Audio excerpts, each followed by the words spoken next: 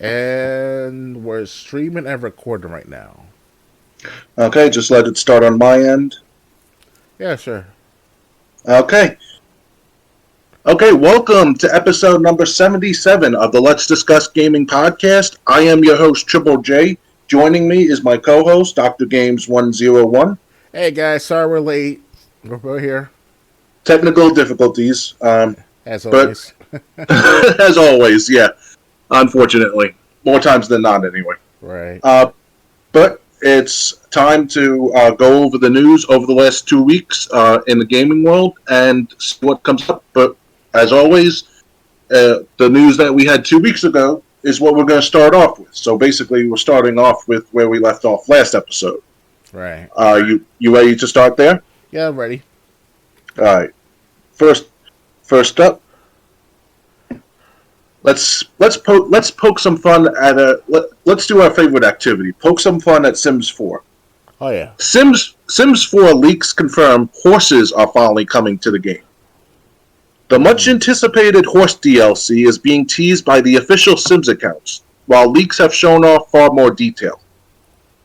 Horses haven't made an appearance to Sims since the Sims 3 Pets expansion back in 2011, but fans are rearing to see them return. An upcoming horse-centric DLC for The Sims 4 has seemingly been confirmed later, and an official teaser invited players to take the reins with screenshots and cover art leaking on Steam soon after. The official Sims account on Twitter shared a small teaser video featuring Western-themed imagery that promised a rootin' tootin' expansion, inviting players to take the reins. Another post read, "Giddy up for good news coming soon," with a link to a trailer that's set to premiere Thursday morning. If this wasn't confirmation enough of an upcoming horse-centric expansion, leaks have emerged that supposedly come from the game's official Steam page.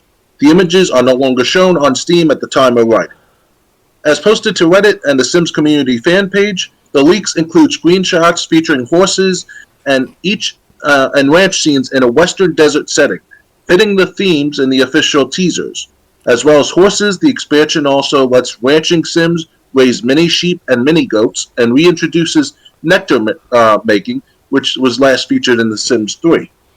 Similar to the Cats and Dogs expansion, horses in The Sims 4 will be customizable in Create a Sim, and can also be rescued, purchased, or bred from the horses you have to do on your ranch.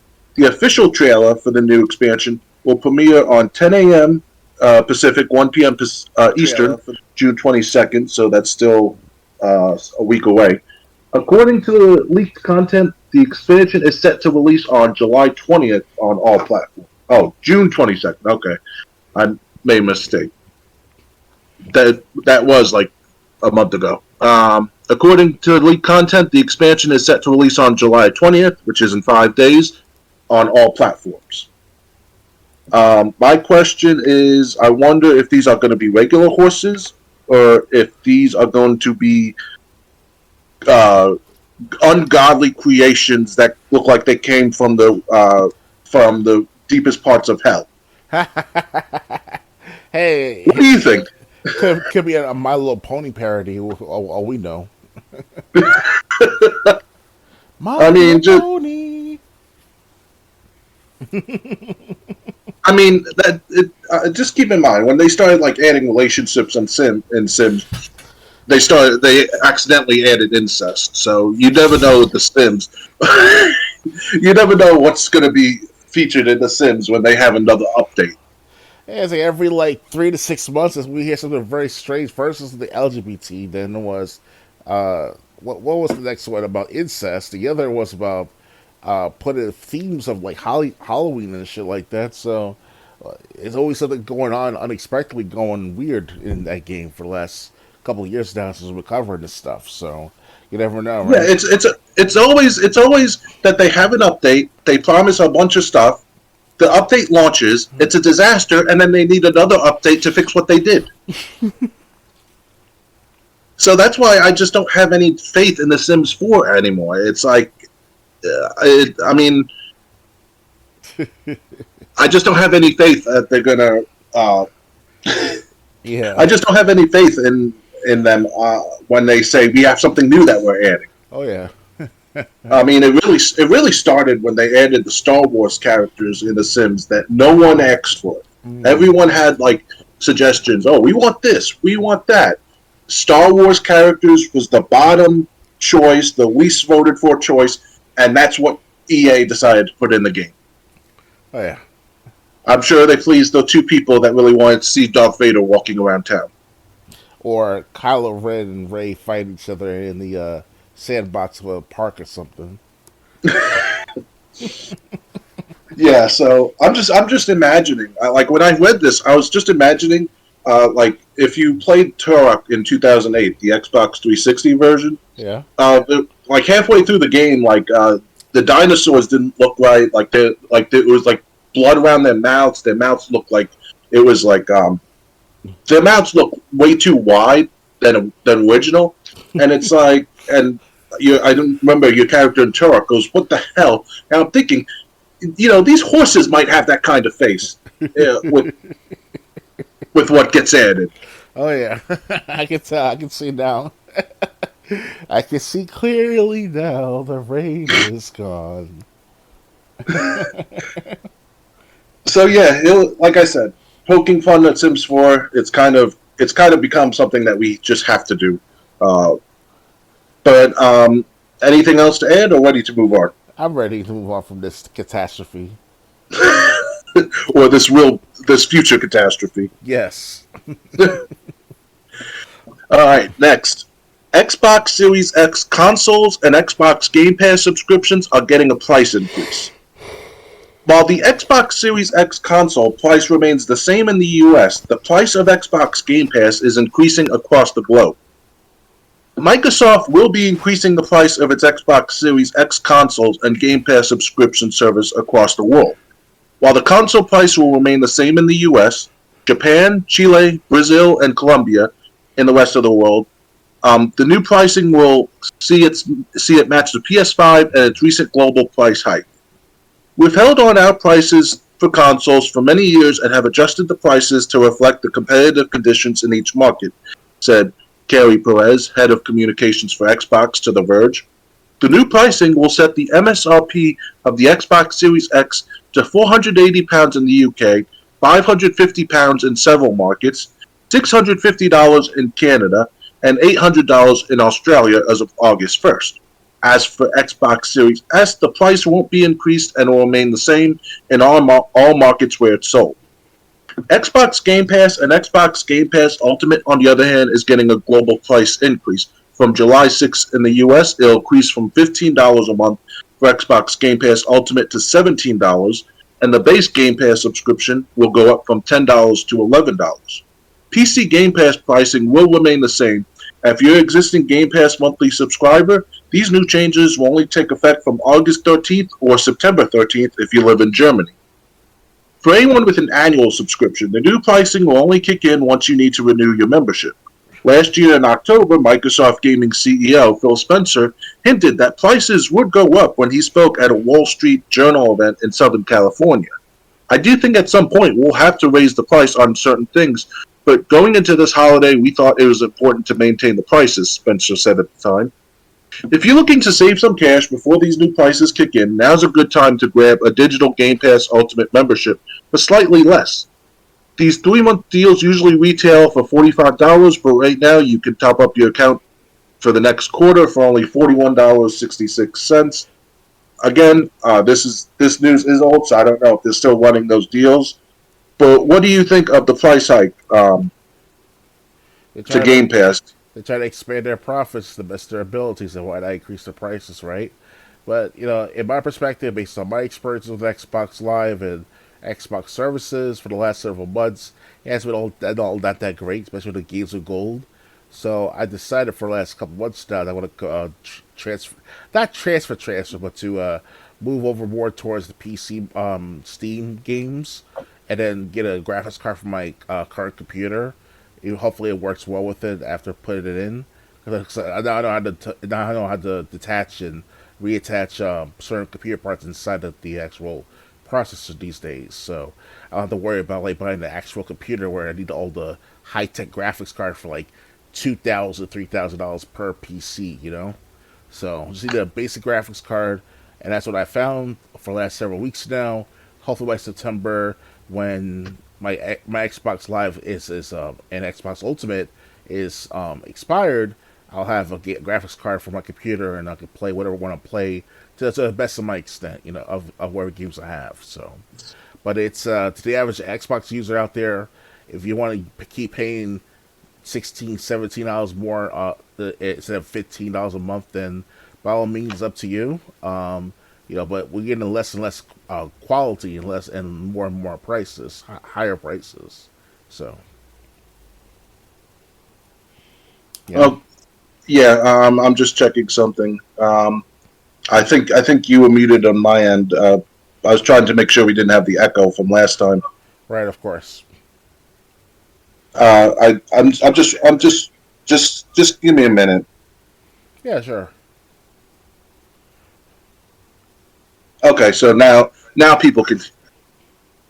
Mic check people one can hear two. you now. So Mic check 1 2. people, yeah, can you hear me? Loud and clear. Yeah, people can. As I was saying, after I changed what I usually did, people can hear you now. So Mm-hmm. they might have not heard us on the Sims, but I'll just have to use your clip when we upload it. So anyway, yeah. So again, like Phil Spencer said, like the article said, we knew this was coming. We talked about Game Pass going up in price beforehand. Um, I am kind of surprised the Series X is going up, only because when consoles come out, they usually go down. They usually don't go up in price the longer they've been out. That is weird too. It's the first time ever in any game in history, to my awareness. Unless we refer back to PlayStation 2, where when the system came out, they were asking like $300, and there are some like stores out there over time, the first couple of years especially of its release, they'll probably sell for like $500 to scalp the price and stuff like that. But those were back during the times where you didn't have to over abundantly buy with a software to and a scalper in recent times with the Xbox and PS5 and all. Because back 20 years ago, you couldn't do that shit. You could scalp the crap out of the online services to buy the Xbox and PS5s. But now, 20 years, 25 years later, there's technology out there where you can scalp the crap out of certain systems or systems, and then you can sell them for as much as you want for a certain amount of time. But now it's like, it just doesn't make any sense to increase the prices on Microsoft's end. Shouldn't they like decrease the price along with compete with PlayStation 5 and all with Sony and all? It's kind of weird. Yeah, I mean, or at least keep the price the same if you can't go down anymore. It's just weird to be going up. But yeah, so if these prices haven't gone into effect yet, capitalize on your Game Pass or getting that Xbox Series S. Get the Game Pass. I'm sorry, Xbox Series X if you haven't already. Oh yeah. If not, then stick with the PS5 after the fall season. Try and get that PS5 before right around Christmas time this year. They should have a discount going on for those systems now. Not now, right in the second, but within the next 3 to 4 months from now, because of Black At Friday and least, all. at least, yeah. I was gonna say after Thanksgiving on Black Friday, at least. They have no choice but to decrease prices because there's a problem with Xbox now with the sales and stuff like that with the Game Pass as well as with their sales and selling the newest games like Redfall and sooner or later Starfield later this year. So if Redfall is flopping and Starfield's going to flop as well, it's game over for Xbox's Microsoft's Christmas sales. It's going to be dead like a fucking ghost town in my perspective. Right. Yeah. So Yeah. So I mean, it's all up to Starfield, basically. oh yeah. Um, for Xbox's success, at least for the near future. For Although we do have some stories going on. If we don't have to leave any untalked about, we do have some stories about Xbox having success. So that's if they can do it for this year's sales, because once the Christmas hits, it's like it's gonna be another scramble of like sales for Microsoft. if they're going to increase these prices, they got to increase the quality over the next couple of months. You know, Right. Yep. ranging for the Xbox Ultimate Pass to Xbox System. So they increased it all across all aspects of their line of brands of Xbox. So now they got to now up their game a bit and compete with PS5's reducing prices with a better exclusive games. You know, so Exactly. So, yep, I agree. Ready to move on? yep, I'm ready. All right. Next. All right. Sci-fi horror game Fort Solis, starring Troy Baker and Roger Clark, gets August release date. Publisher Dear Villagers and developer Fallen Leaf Studios have released a new trailer on IGN for Fort Solis, the upcoming sci-fi horror game starring Roger Clark and Troy Baker. The trailer starts with Baker discussing how he came to be involved with Fort Solis and why he's excited about the game before he reveals it hits PlayStation 5 and PC on August 22nd. The trailer then cuts to new footage of the game, which you can check out below. As you can see, Baker says he joined Fort Solis because it allowed him to work alongside Clark, whom you might recognize as Arthur Morgan from Red Dead Redemption 2, and because he liked the story as well. As for the new Fort Solis footage, it shows more of the spooky Martian horror featured in the game.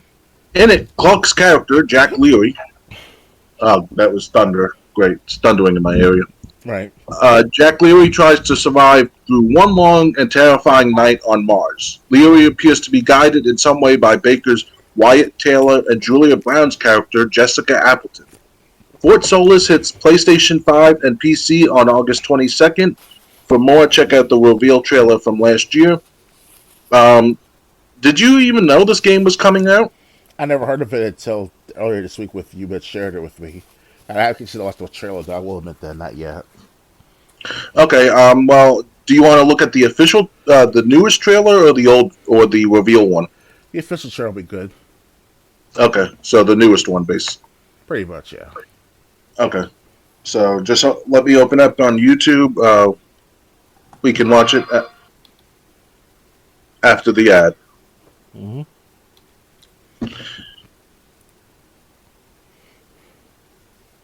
Yeah, unfortunately, this isn't going to be on Xbox, but it will be on PC. Mm-hmm.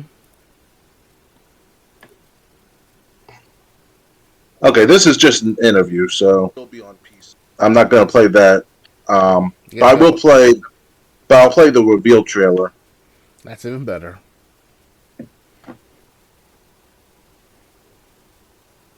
But I'll play the.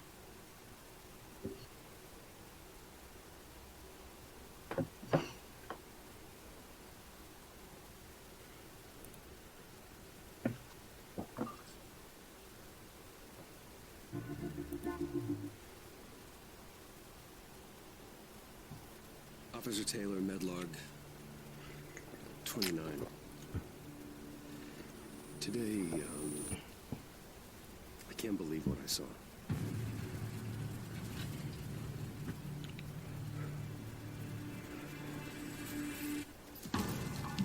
Solis, everything okay in there?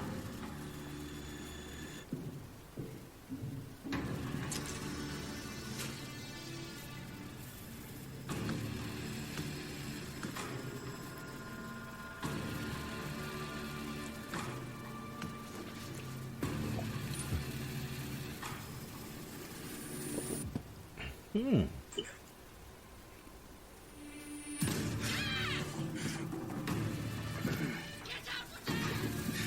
Hmm.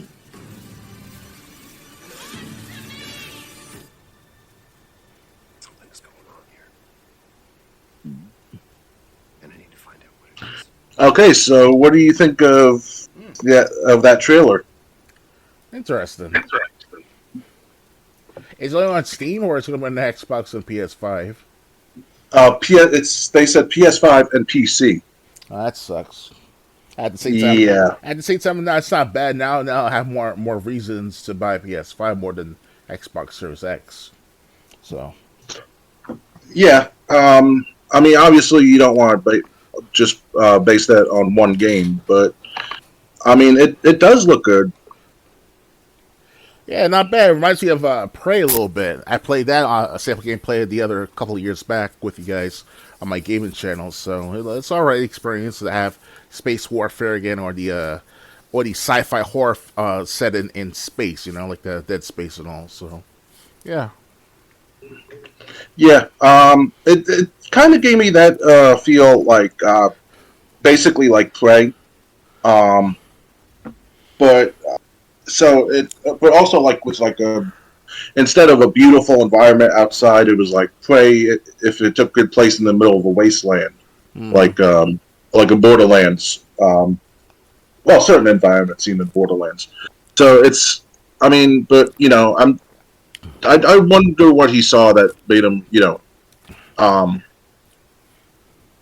so freaked out. But unfortunately, I don't think we're going to find that out until the game comes out. Oh yeah, Yeah. So, and if I remember correctly, I think so. I think this game's coming out in next month, so it's not going to be long now. oh yeah. Anything else to add, or ready to move on? I don't thought so. We can move on. All right. Next, Nintendo will keep the same account system on next console for ease of use, apparently. Company president Shuntaro Furukawa reportedly made the comments at a shareholder meeting. Your Nintendo account is apparently here to stay. Unlike the transition from 3DS and Wii U to Switch, the company reportedly plans to carry over the same user system to the next generation of hardware. Spotted by IGN Twitter user Genki_IPN, translated an answer from Nintendo president Shuntaro Furukawa at a shareholder meeting last week. As for the transition from Nintendo Switch to the next generation machine, we want to do as much as possible in order to smoothly transition our customers while utilizing the Nintendo account. Furukawa reportedly said it's important to keep in mind that Nintendo will release an official translation of the question and answer session in the coming days. The Nintendo account system originated before the launch of Miitomo on smartphones and became the user account for Switch upon the system's launch in 2017. Previously, 3DS and Wii U featured a Nintendo Network ID system. Now, I remember that when you wanted to play Super Smash Brothers with someone online. It was a nightmare. Oh yeah. Having to add their Nintendo account ID number. Mm. In general, friends had kept quiet about a Switch successor, though it will aim to surprise and delight, according to Nintendo of America President Doug Bowser. One other key transition point for Switch owners will be seeing what sort of backward compatibility the next system supports. The account system talk wasn't the only noteworthy aspect of the shareholder meeting. A Splatoon 3 player allegedly paid $3,500 to rant about the game to Furukawa. The person bought stock specifically to attend the event and complain about the lack of boy inking customization options compared to their female counterparts in the game. Well, if you got money to burn, I guess. As for the company's more immediate future, check out the biggest announcement from this month's Nintendo Direct. So, do you think this is a good thing or a bad thing with Nintendo? I think Xbox did this with the 360 to the Xbox One, where our accounts basically were transferred to the new hardware, not having to make brand new accounts. Yeah, that's a good idea for Nintendo to keep it consistent. At the same time, they want to make sure it's distinct from the other previous systems, in my perspective. So the problem with Nintendo is that they keep changing things constantly between console says Nintendo what's it called, Nintendo Wii, and then Wii U, and then now Switch and all. So it's kind of like they want to shut down the servers of the previous consoles to make sure people buy the newest stuff. So it's kind of like the Nintendo's problem wasn't not preserving the games properly, and to have customers keep their content accordingly within their reach. And in my perspective, what Nintendo should do, what Microsoft did, is that they should like do the transfer, like you said. So it's kind of like do that every so often, every console for next, I don't know, 2 to 3 consoles or something like that. So Microsoft Xbox, of course, they kept it consistent between Xbox One to Xbox Series, especially because when you go to Xbox Series X, you get to play every single Xbox One console on the Series X. And then I'm sure later on, I'm hearing it too, is that you can now play Xbox original and Xbox 360 games on the Series X as well. So more power to at Microsoft. So if Nintendo can do something like that with the previous consoles, that'd be great. If not, then they hopefully from here on out, whatever new system comes out for Nintendo and all, you'll keep that in place, or this time around. Yeah, what they really have to do is for the anyone who's like, I know they don't have a virtual console like the Wii and Wii U did. It's basically a Switch Online account. But like if you have any old school games, those games definitely have to be carried over to the next successor of the Switch.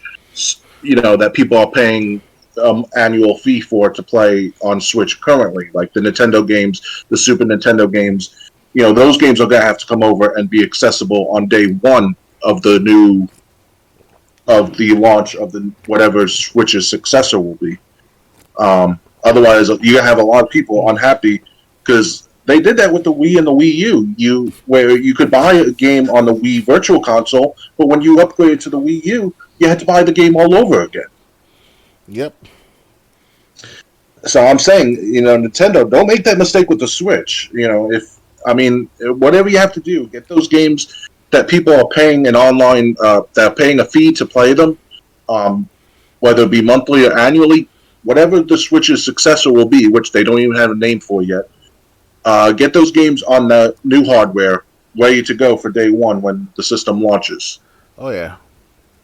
So that people, when they upgrade, they can say, "Hey, I'm playing, all the games all the retro games that I was playing on the Switch, I can enjoy here too, so I can sell my Switch back to GameStop, or whatever they're going to do with the Switch." Which most people sell it back to GameStop just to get put money towards the new console. Yeah. But to the Nintendos of the world, of the corporation, they're all just corporations. In the end, it's about the expansion and also NBA as much money as possible for certain quarters of the year, or all quarters of the year, and then just that's it. Pretty much that's it. There's no game preservation on their perspective as the entity itself.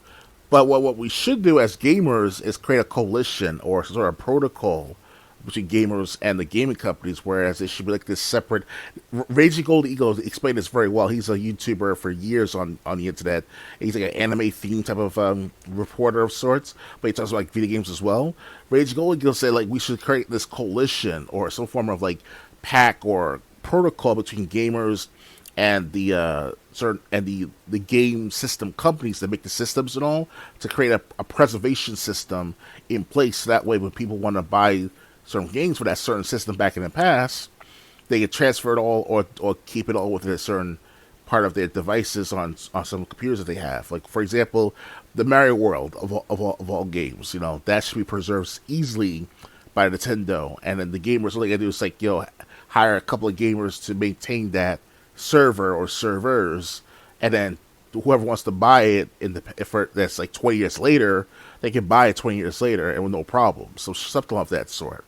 Because Nintendo's not going to keep continuing making games over and over. Let's go to remasters or HD ports or something of that sort. I mean, even that started to become a little bit tiresome after a while for most gamers that want to keep buying the same product over and over, the same game over and over. So they got They're not going to do not to cut you off, but you brought something up that I forgot about.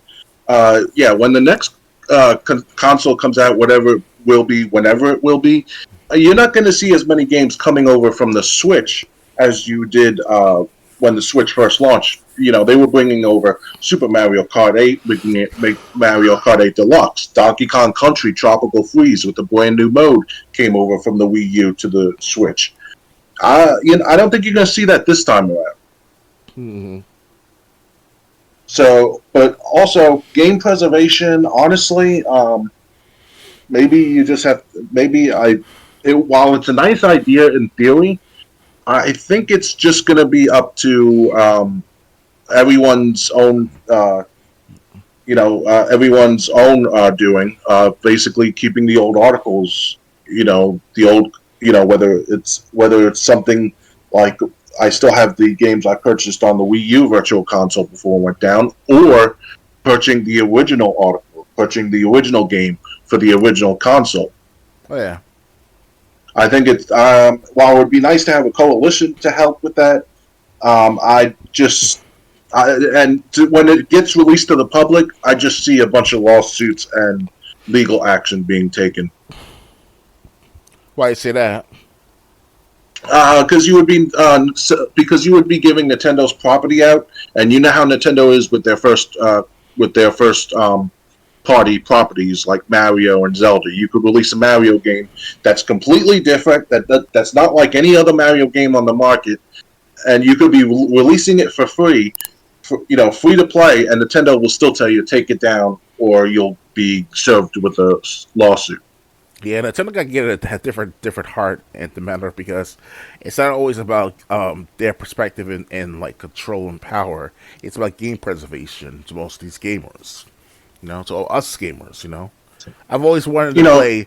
I always want to play Yoshi Island on the Nintendo Switch one day, if ever you can preserve it, that kind of game, and put it on the recent consoles. Well, if the game is popular enough, you could probably always get it years later. Like, for example, say someone wanted to play Super Mario World again on Super Nintendo.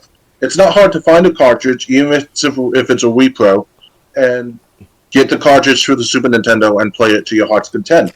It's just, but it's a lot harder when you have like this whole thing that everyone can access over the internet over the internet that anyone can access. Nintendo thinks they have the right to take it down if they don't like it. Oh, yeah.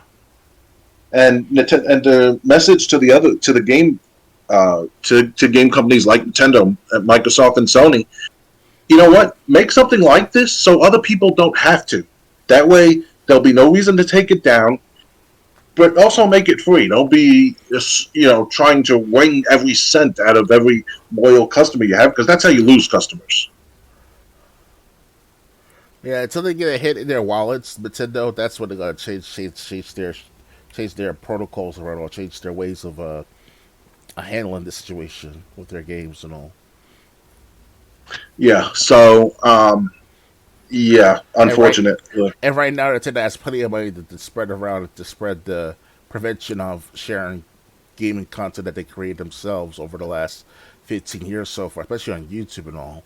I hear down YouTube, you want to do a recording of playing, let's say, Super Mario Brothers Deluxe, whatever it's called. They'll copyright strike it on that video you want to play or record. It's ridiculous. Yeah, unfortunately, that's the problem. Everyone wants to be a YouTube gamer, but the rules on YouTube are so strict down to the game type of game that you play. And they did this. Warner Brothers does the same with their Batman games, like the Batman Arkham Asylum, Arkham City, Arkham Knight, and then Arkham, the prequel. I forgot what's it called exactly. Arkham Origins. Yeah, and all those 4 games will cycle, especially Arkham Asylum. In my experience, when I did recording back 3 years ago, 2.5 years ago, on my old gaming channel, or at least when I first started on my new gaming channel, I was playing Arkham Asylum. I had a double pack feature for I bought for $40 on Finger Hut many years ago, and it was working well. Of course, obviously the game works well. It's a good game at first to play. But when I uploaded to YouTube, it was a copyright strike, or some sort of a music copyright strike. And it was by Warner Brothers of all places, of all people, or at least on behalf of Warner Brothers. It's like these third party abusers, like they call them, of the copyright. So. Yeah, so so I mean that's why it's so hard to preserve games, and it would be a whole lot easier if these game companies were making it easier to preserve history, not harder. But like I said, unfortunately, I think it's going to be up to everyone's preference. Whatever game you like or you want to revisit, buy it. Buy the console if you need to, with the old console that it originally came out on, and play it that way. Yeah. Ready to move on? Yeah, ready. All right. Next. The ESA lost nearly $4 million on the all-digital E3 2021. Taking the annual industry event online did not prove to be financially beneficial. As the video game industry tried to find its footing after the COVID-19 pandemic, the Entertainment Software Association elected to hold an all-digital E3 in 2021, which let developers and publishers hold online showcases under the show's banner. Based on public filings of financial records, that choice ended up losing more money than it earned. Tax documents followed by the ESA in 2021, which are available for public consumption due to its nonprofit status, found by IGN, show the organization spent a total of about $7.3 million on conferences, conventions, and meetings throughout the year. It was the second highest expense the ESA reported for 2021, with wages including $1.5 million to ESA President Stanley Pierre Lewis being number one. The forum also lists names of contractors paid by the ESA for E3-related duties, which are as follows. $3.9 million to Pentagon Creative Agency LLC for trade show management, $1.6 million to Game Cloud Network Inc. for E3 web platform, and $580,000 to Smith Buckland for trade show management. The findings come alongside news that E3 2024 and E3 2025 are allegedly canceled. The city of Los Angeles mentioned the cancellations during a recent city tourism board meeting, but the ESA maintains that no decisions have been made for future E3 conferences at the moment. E3 2023 was canceled in late March after multiple companies, including Nintendo, Xbox, and Ubisoft, pulled out of the event. According to an email from the ESA to its members, the event simply did not garner the sustained interest necessary to execute in a way that would showcase the size, length, and impact of our industry. So, I don't. Do you see E3 digital being another thing they try with so much money that they lost on the first E3 digital event? Yeah, it was good for back during the pandemic and all. At least try to maintain interest among certain developers, certain gamers, especially if they're part of the higher class of sorts. You want to consider them to be like the bigger contributors in the gaming industry or the gaming aspect. Right now in the year 2023, after a few months after the pandemic officially is over, because it was officially over as of May of 2023, the pandemic. So the damage is done with the pandemic and all. It's time just to move on from E3, not altogether, but preserve it, keep it in the interest of the gamers somehow, some way, and then that's it. Just let it move on. That's how I look at it.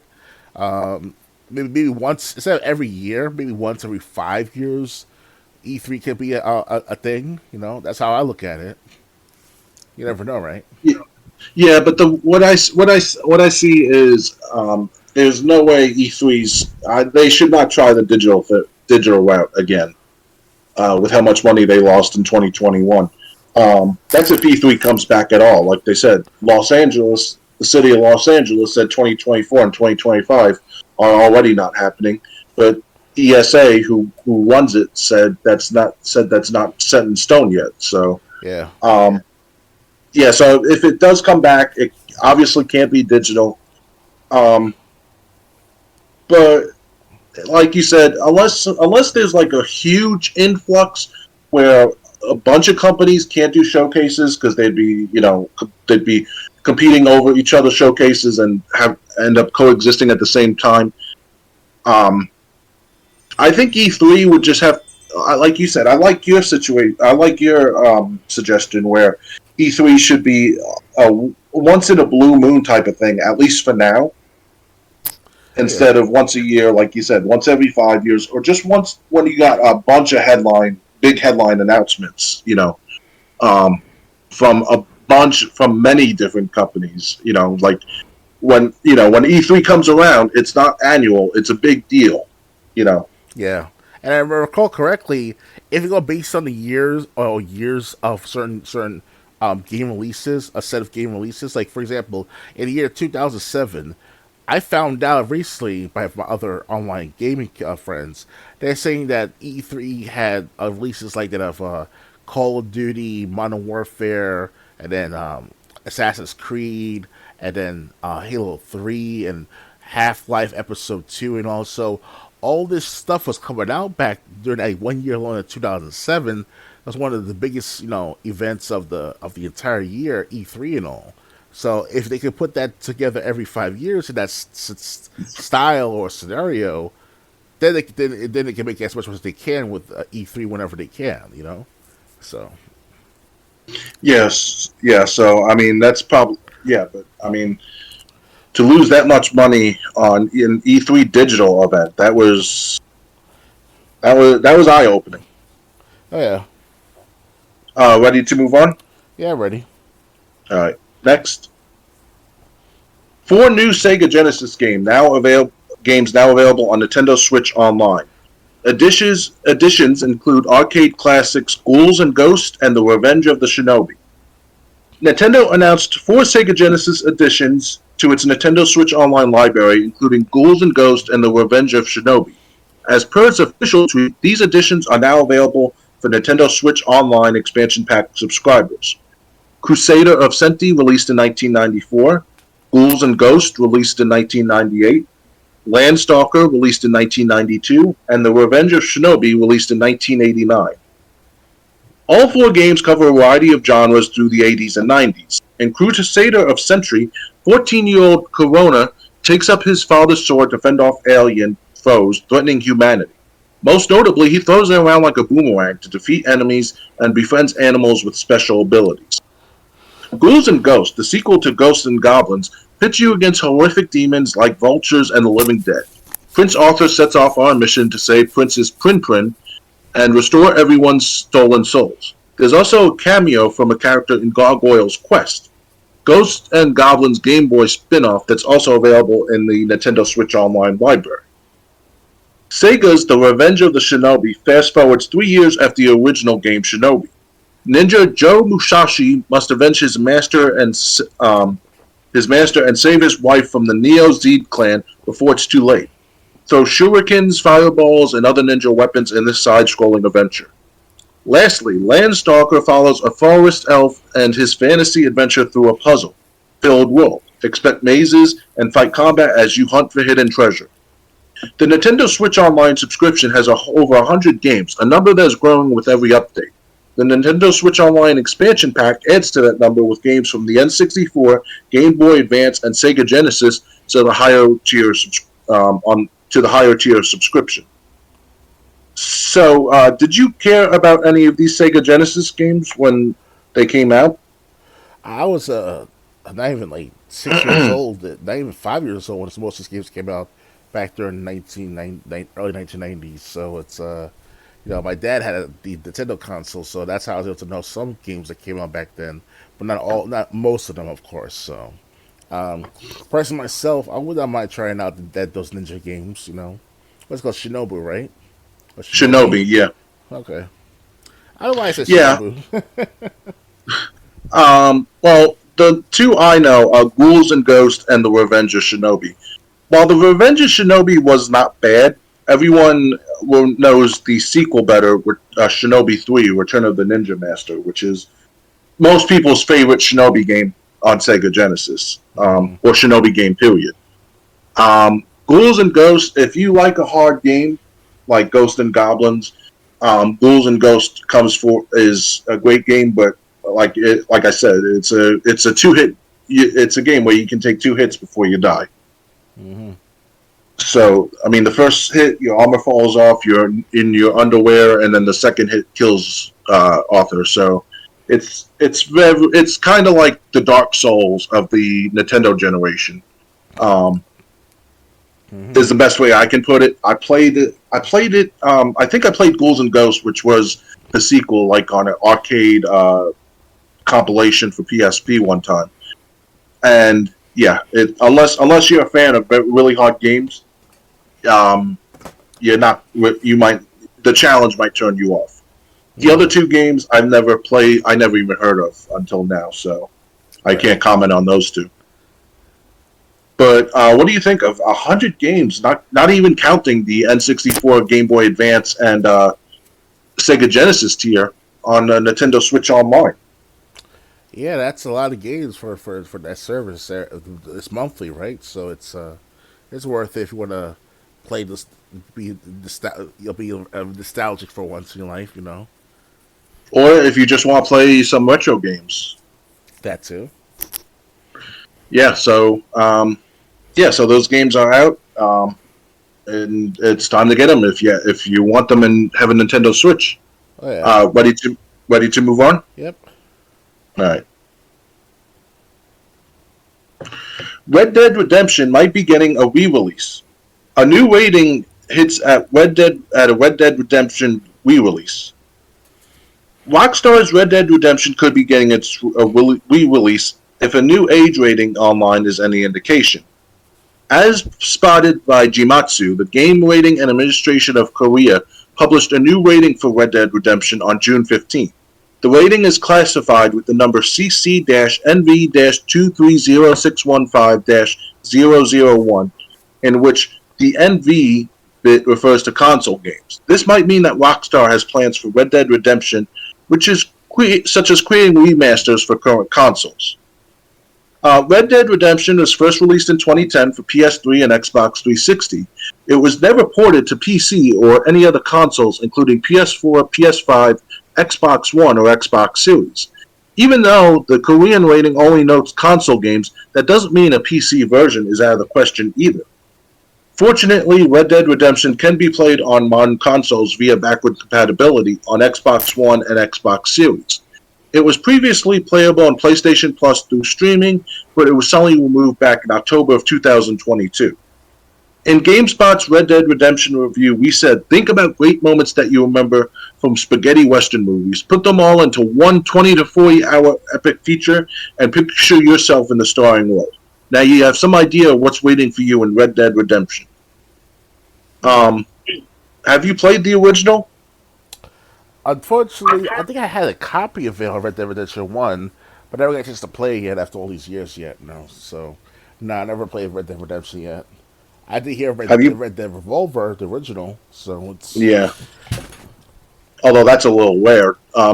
Did you ever... I'm guessing you played Red Dead Redemption 2? Never did. I saw a gameplay of it from, who's that guy, Dash EXP? He did like a 2-hour stream, or a 2-hour recording of it on YouTube sometime about 3 years ago. So it looks good. Oh, okay. Yeah, I own Red Dead Redemption 2 digitally. I beat this campaign in the first Red Dead Redemption. Unfortunately, I only got like halfway through Red Dead Revolver. So if Red Dead Redemption's getting a re-release, I would love it, especially because I would get the game again only if they bring back the multiplayer games. Red Dead Redemption had multiplayer online games like Gold Rush or just the normal deathmatch, and I really like those games, and obviously those online multiplayer games are no longer around because servers are shut down. But if they re-release it for future consoles and they bring back modes like Gold Rush, I would love to play that again. Oh, yeah. So I hope it's they're re-releasing it. Unfortunately, that's what they should have done with Red Dead Redemption 2. Bring back modes like Gold Rush or expand on modes from Red Dead Redemption multiplayer, and they should have put that in Red Dead Redemption 2. Oh, yeah. But, Gold Rush was basically like, for people who never played it, including Dr. Games 101, like a bag of gold would be somewhere in the level. Basically, you had to bring the bag of gold, go get the bag of gold, and bring it back to your part of the level where you started from. But other players would be trying to kill you to get the bag of gold themselves. I don't think you could shoot while you were carrying the bag of gold. I see. So it's kind of like you were just fleeing if you were in possession of the gold at the point. So it's it was something of and like I said, they had normal deathmatch and stuff like that, but at least Gold Rush was something different. Mm-hmm. Some people might say it sounds like Capture the Flag, and maybe it is, but at the same time, then again, I really wasn't playing online games that much. If I had, tried a few, so. But I wish, like I said, that's what was in Red Dead Redemption 2. I'd probably still be playing it to this day, at least on my online subscription. I let lapse. Yeah, so that's all I have to say. Ready to move on? By the way, Red Dead Redemption was on the Game Pass at one point, right? Not that I know of. No, Okay. Yeah, I don't remember. I don't. It might have been, but as long as I was a member of Game Pass, I don't remember seeing it. okay, never mind then. I'm ready to move on. All right. All right. Next, PlayStation Plus Essential Free Games for July 2023 now available. This month's PlayStation Plus Essential lineup can now be downloaded on the PlayStation Store. July 2023's lineup of PlayStation Plus Essential games are now available for download, following a leak and subsequent confirmation of the three included games Call of Duty Black Ops Cold War, Alan Wake Remastered, and Endling Extinction is Forever. You can now head to a PlayStation Store to grab the PS Plus freebies. Alan Wake Remastered is particularly timely as Alan Wake 2 is set to launch October 17th for PlayStation, Xbox, and PC. If you never played the original game, the 2021 remaster is definitely worth checking out. The action-adventure follows the eponymous thriller novelist's search for his missing wife while on vacation in a curious little town. Though the original game only dabbles with horror, the sequel looks like a straight-up horror game. Both the PS5 and PS4 versions of Alan Wake Remastered will be up for grabs. PlayStation Plus subscribers will also be able to check out Call of Duty Black Ops Cold War, the 2020 entry in the first-person shooter franchise. Cold War is the latest iteration of the Black Ops sub-series from Treyarch and Raven Software. Its campaign is unsurprisingly set during the 1980s, and it has a full online multiplayer suite as well as zombies mode. The freebie will be the cross-gen bundle, which means the PS5 and PS4 versions are included. The final free game for July isn't as well known as the other two, but has a great reputation. Endling, Extinction is Forever, places you in the wall of the last motherfox in the world. Your job is to avoid extinction in a harsh environment. Endling released last summer and currently holds an overwhelmingly positive user rating average on Steam. The art style is absolutely gorgeous, and you won't have to invest too much time to complete it. The adventure has a runtime around 5 hours. All PlayStation Plus subscribers, regardless of tier, will be able to claim the free games for July. So again, that's available till the end of July. Call of Duty Black Ops Cold War, Alan Wake Remastered, and Endling Extinction is Forever. What I know you have the original Alan Wake. Would you be interested in the remastered version? Maybe. Unfortunately, I will admit this though. Alan Wake is not my big cup of tea to play constantly. So, last time I played Alan Wake was at least like a year and a half ago when I did the recording with you guys on my YouTube channel. So, it depends on how well different it is from the original. Now, Black Ops Cold War, I will definitely want to play again at the campaign one more time to understand more about the story. Because obviously it's based on, the 1980s scenario, what's it like to be in a CIA agent and doing these espionage for the United States with Ronald Reagan and all. So it was a big deal back during the 1980s to, for these agents or these, for CIA and all, to get too involved with the Cold War and all. And it was very disheartening when we found out years after the conflict or the underground conflict, on a call like that with the CIA and all, having did their dirty deeds being aired out, in Congress and all. And long story short, basically, it's like a reenactment of what was bound to happen in the end of the Cold War. The disintegration of the USSR and all.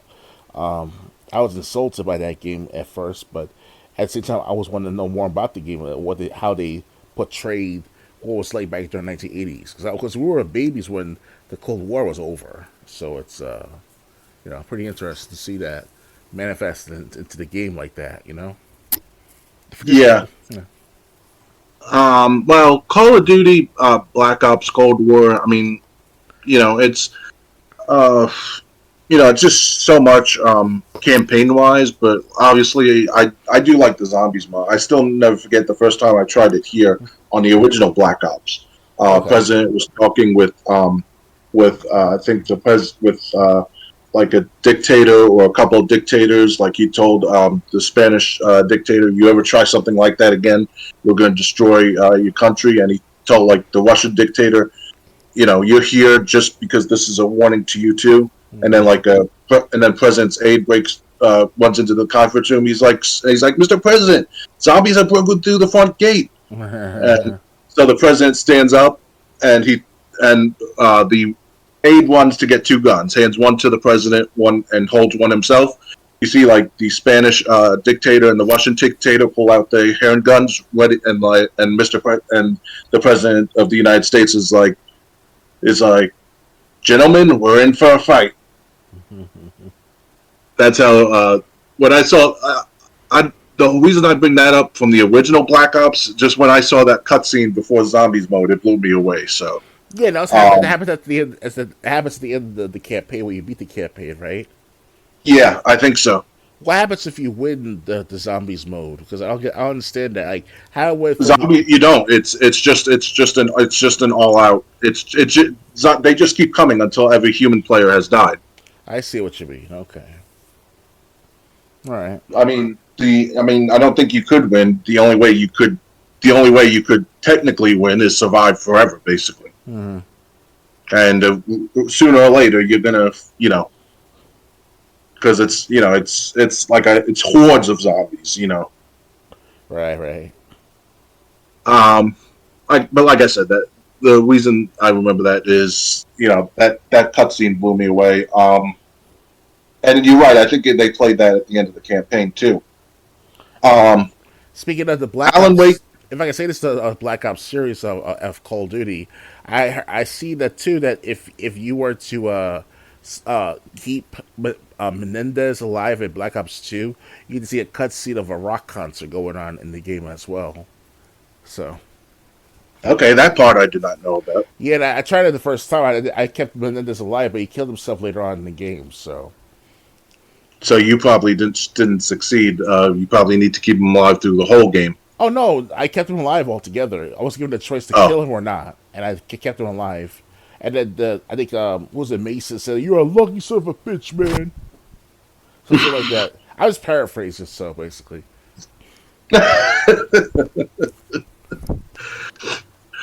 okay. Moving on, Alan Wake Remastered. I wouldn't play it just because I beat the original. So basically, the only way the remastered would entice me is if it had the DLC already on the included with the remastered version, All right. which sometimes they do in remasters. The third game, I really just like I said, it's a short five. They said it's a short 4 or 5 hour campaign of where you play as an elf, and you deal with puzzles and combat. Oh yeah. Ready to move on? Yeah, I'm ready. All right. Next, Cocoon, the sci-fi adventure game from a former Inside designer, gets September release date. Cocoon will be released this September. More specifically, the upcoming sci-fi adventure game from Jeppe Galsson, the lead gameplay designer of Playdead's Limbo, and Inside hits PlayStation, Xbox, Switch, PC on September 29th. I recently played Cocoon during Summer Games Fest 2023 and came away extremely impressed. Read about why here. In the game, you control a small beetle-like creature as you traverse through a mysterious alien world using strange orbs that they themselves are worlds you can dive into. Check out Cocoon in action in the trailer below. As you can see, Cocoon continues to look great, and now we know we don't have to wait much longer to play it. It hits PlayStation, Xbox, including a day one launch on Xbox Game Pass, Switch, and PC via Steam on September 29th. Do you want to watch the trailer? It's the best that I already saw the trailers. Unless you want to play it for the audience, though. All right. Well, I've never seen it, so Yeah, let's play it. I'm not playing it again. all right, It's pretty cool at the end of the trailer. all right.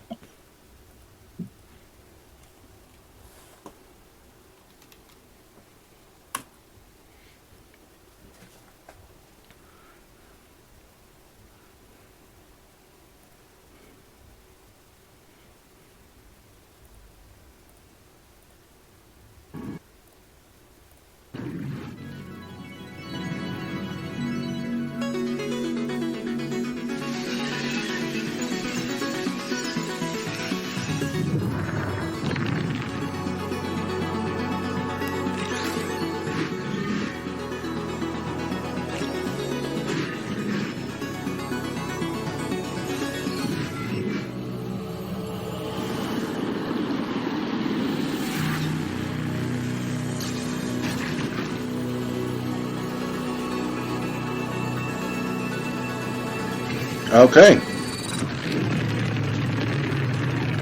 So, since you saw the trailer first, why don't you tell me what you thought? Well, it's like a hologram Okay. with a hologram, pretty much.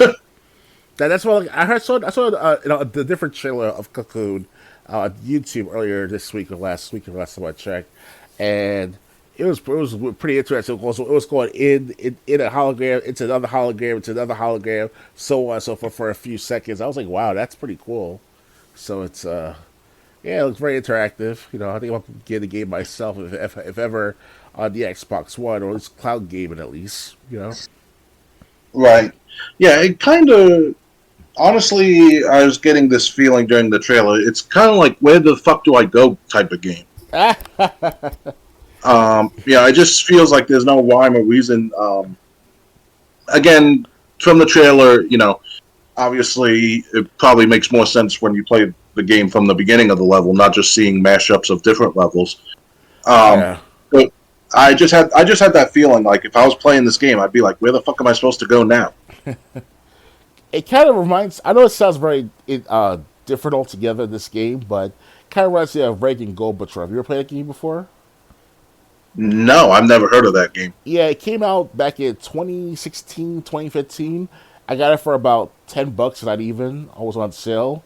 And basically, it's the game about you team up with as Ronald Reagan with Mikhail Gorbachev, who's the leader, the last leader of the USSR. And this is during the time of the Cold War. So basically, Reagan is getting his hands dirty like that in the CIA, and then Gorbachev as well with his KGB and shit like that. So basically, they were acting as their respective spy espionage agencies, but they're doing it themselves. So I don't say it's like it's not a hologram with a hologram type of moment, but it kind of reminds you of the style of it. Like you have to move around, team up with the Gorbachev and Reagan, switch between like weapons and ammunition and items in order to open doors, stuff like that. So it's kind of like that similar fashion with this Cocoon thing, except for it's just one character with Cocoon. So it's it may not sound similar and necessary, but it's kind of, the concept is pretty much there of the same format. So Okay. Yeah. Um, yeah. So, I like I rec- said, this. if I can say this, I recommend you guys to get Reagan Gorbachev wherever you can if it's on sale for about maybe $10. I still have my copy, so I try to play it What once in a what while. system? What system did that game come out on? Xbox One, PS4, and also PC as well.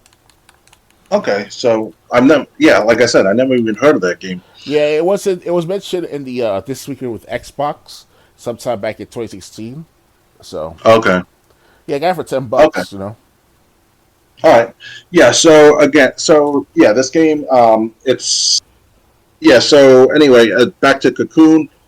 Like I said, it looks like where do I go type of game, but if you're interested in it, it's coming out soon. So Oh yeah, um, yeah, and you'll be able to pick it up regardless what you play, even if you just have an Xbox One, but you have a Game Pass subscription, you'll be able to play it through Game Pass. So oh yeah. ready to move on? Yeah, I'm ready. All right. Next.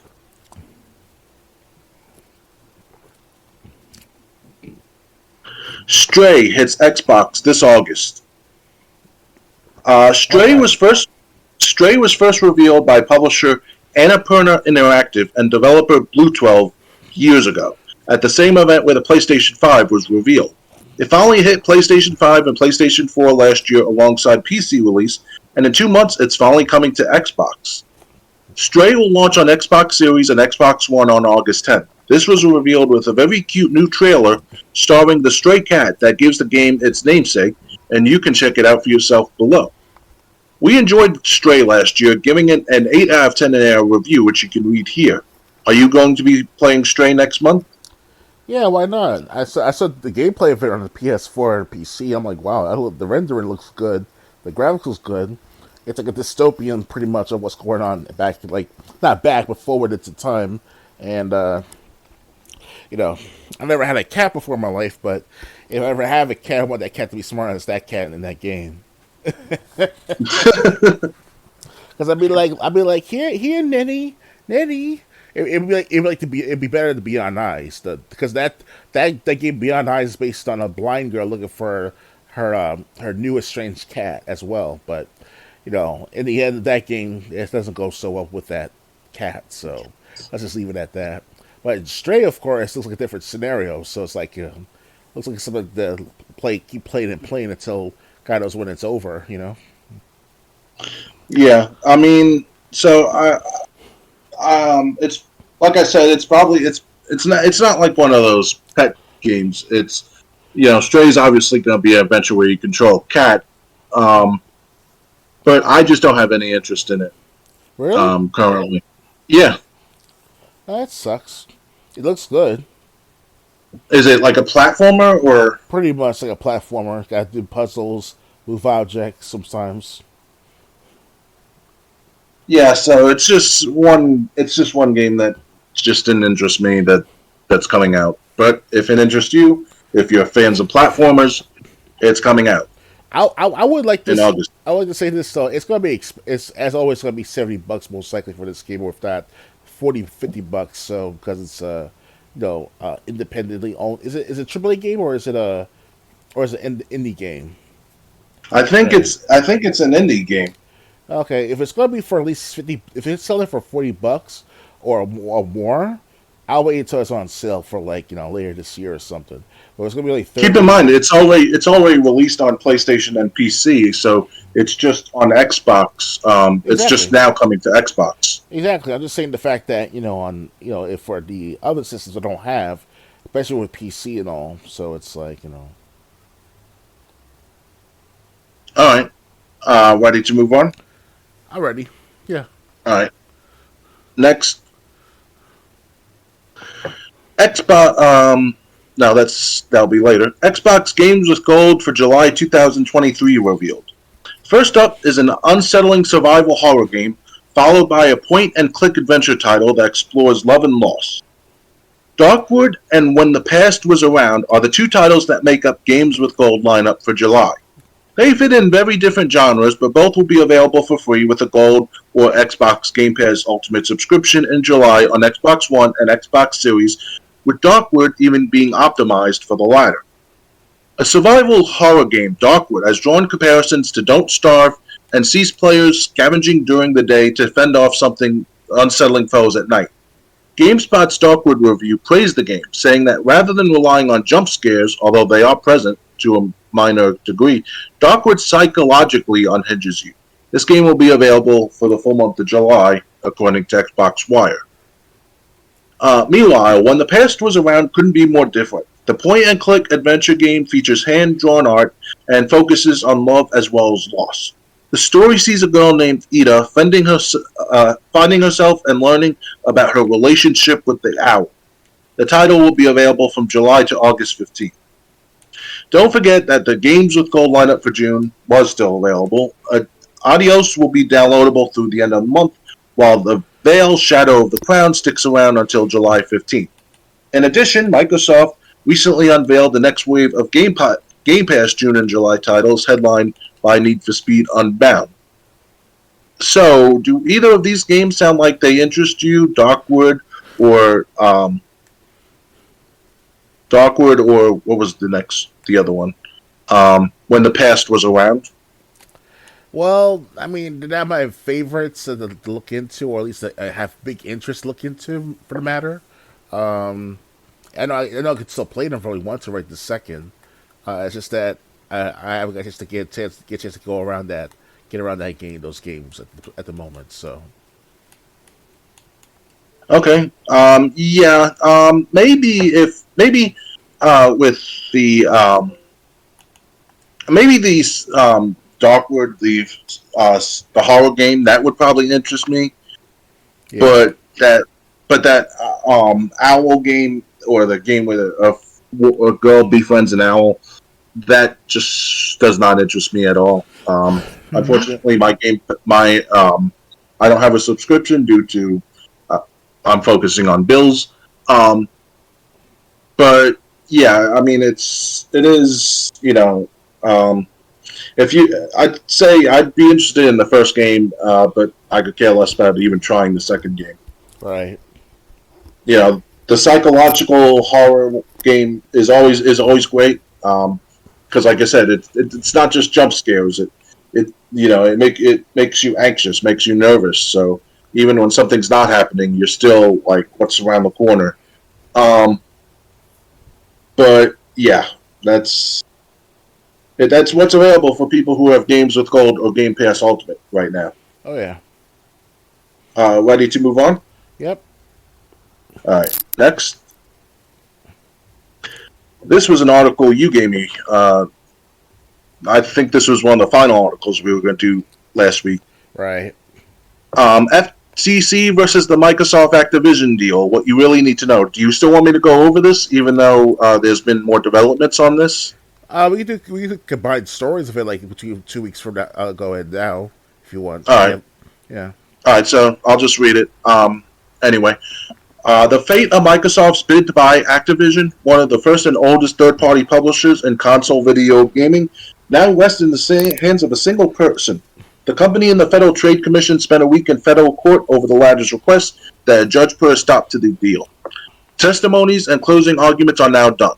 Since last Thursday, longtime fans of both Xbox and PlayStation have gotten glimpses of the fast-paced hardball business world of platform holders and major publishers in video gaming. What happens now could not only be a historic moment in video gaming, it could shape how millions play them for years to come. Here's what you really need to know about the past week, where matters are headed, and whether this mega deal will go through. Pictures.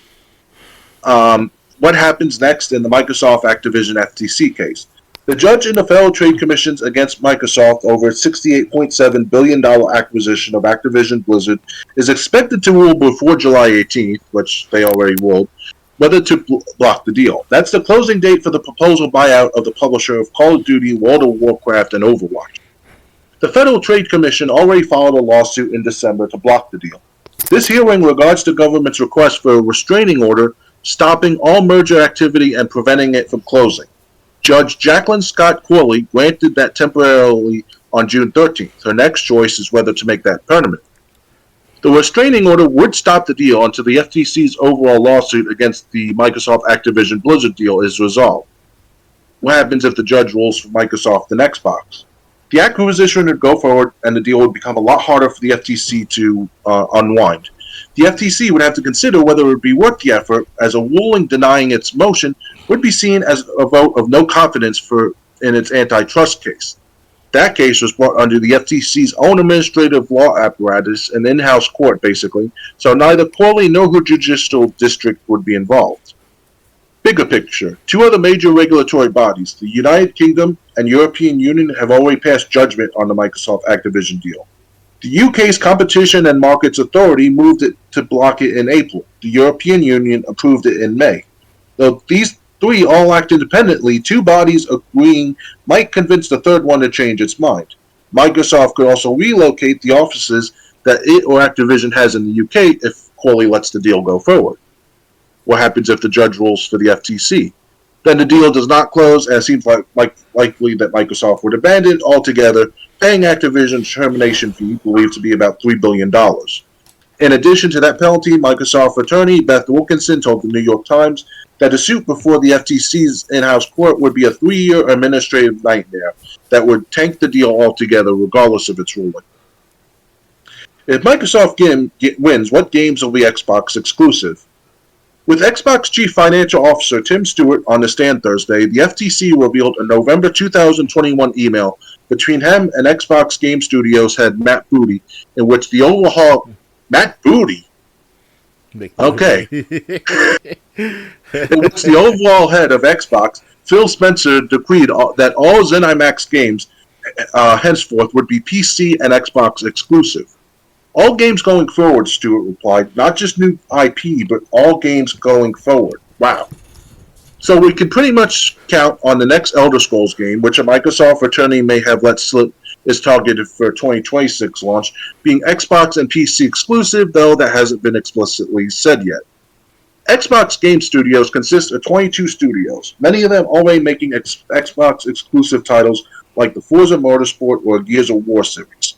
Several of those studios were acquired in 2018 when Microsoft picked up In Exile Entertainment, which made Wasteland, Ninja Theory, which made Hellblade, and Obsidian Entertainment, which made The Outer Worlds.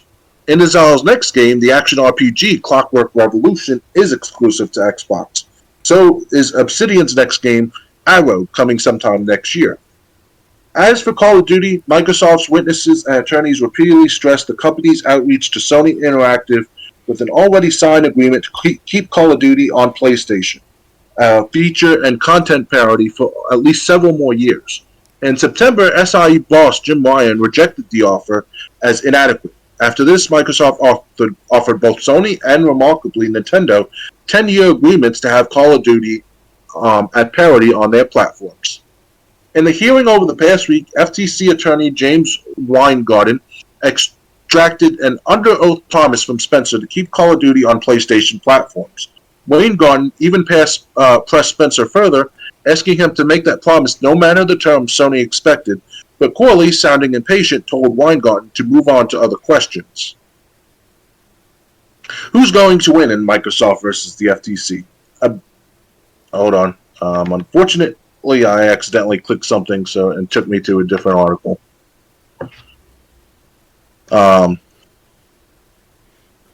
Okay, here we are. Who's going to win in Microsoft versus the FTC? Observers, analysts, pundits, and the like have had a great time over the past week stacking up the claims and counterclaims made and guessing at the general disposition of Corley to what she's heard. She alone will rule. This is not a jury matter. The FTC has forced almost entirely on-console exclusives as the area in which Microsoft buying Activision harms the market and consumers. Within that category, FTC lawyers have fixated on Call of Duty and what would happen if PlayStation owners lost access to it as the area of greatest harm. To this end, the government made strong points when it was revealed that Microsoft purchased ZeniMax Media, owner of Bethesda Softworks, because it feared Starfield launching this September would become a PlayStation exclusive. Instead, Starfield is an Xbox and PC exclusive. But emails and recorded testimony from Ryan, the president of Sony Interactive Entertainment, would seem to undercut that point. Ryan said he did not view the exclusivity of Bethesda's Redfall or even Starfield to be anti-competitive. Additionally, Ryan sent an email to a colleague, "We'll be more than okay," he said, after discussions with Spencer and Activision boss Bobby Kotick. "I'm pretty sure we will continue to see Call of Duty on PlayStation for many years." Corley at times appeared to flummox the FTC lawyers with her questioning during closing arguments. Corley noted data from Microsoft's expert witness, economist Elizabeth Bailey, who appeared under stipulation from both sides, showing that 62% of PlayStation owners do not play Call of Duty at all. She also added chided Weingarten with a reminder that it's not the harm to Sony we care about, it's the harm to consumers. Microsoft and Activision representatives have made this a talking point over the past several months. All this for a shooter video game, Corley said later? We're concerned about competition for this one shooter video game? You're the one who gave that article to me, so I'll let you go first. Your thoughts? Yeah, you gotta go after that McBooty, right? You know? Anyway. I had to say that. Imagine going through a name like that, Matt Booty. Oh, yeah. that was the time. I could just imagine going through like elementary school and stuff the way kids are with a name like that. Yeah, the girls be touching his big booty and shit. Yeah. Okay. Other people imagine what going through a name, going through with school with the last name Booty. Dr. Games 101 prefers to live in his alternate reality, but go on.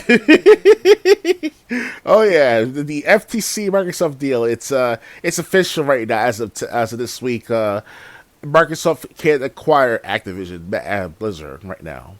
And yes, at least in the States. For now, the United States. Well, yeah.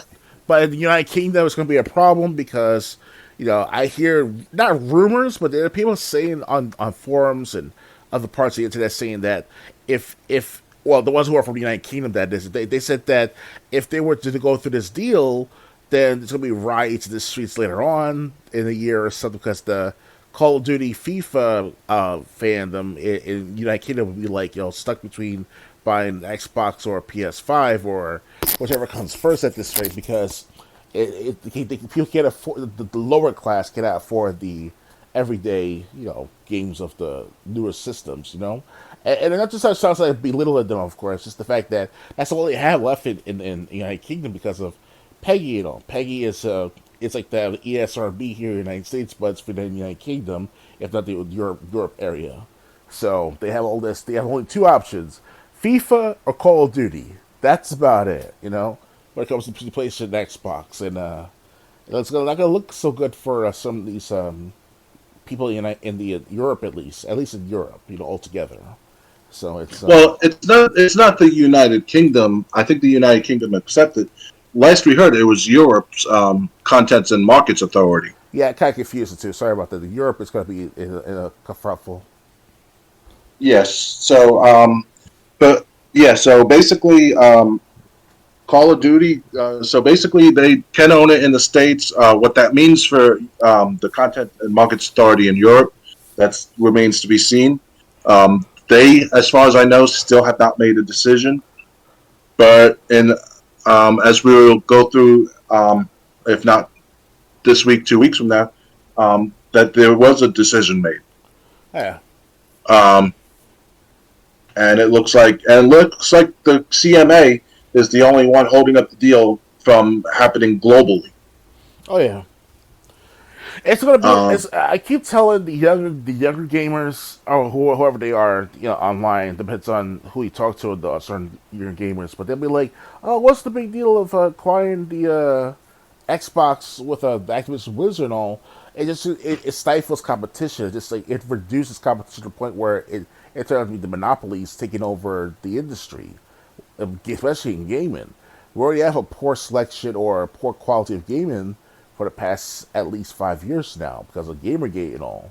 And what happened with Gamergate with the journalism stuff like that. So all these people taking over the game industry, whether it's journalism in gaming, whether it's development, whether it's publishing, the articles, you name it, it's all political now to a point where it's like no one's not making games for the sake of fun or for the sake of not no one, but there's a good portion of people out there who are just talking about politics like that of the what's it called? The Harry Potter game that came out earlier this year, back in April or May. I mean, that was like, all about like the transgender rights and stuff like that with J.K. Rowling and all. So it's kind of like, it's all this political shit. And I can understand the feel where, it's always been like that for decades, but this get out of hand where transgender activists are just trying to, start shit for no apparent reason. And it's like, it's a video game, based on J.K. Rowling's work, and that's about it. And one example.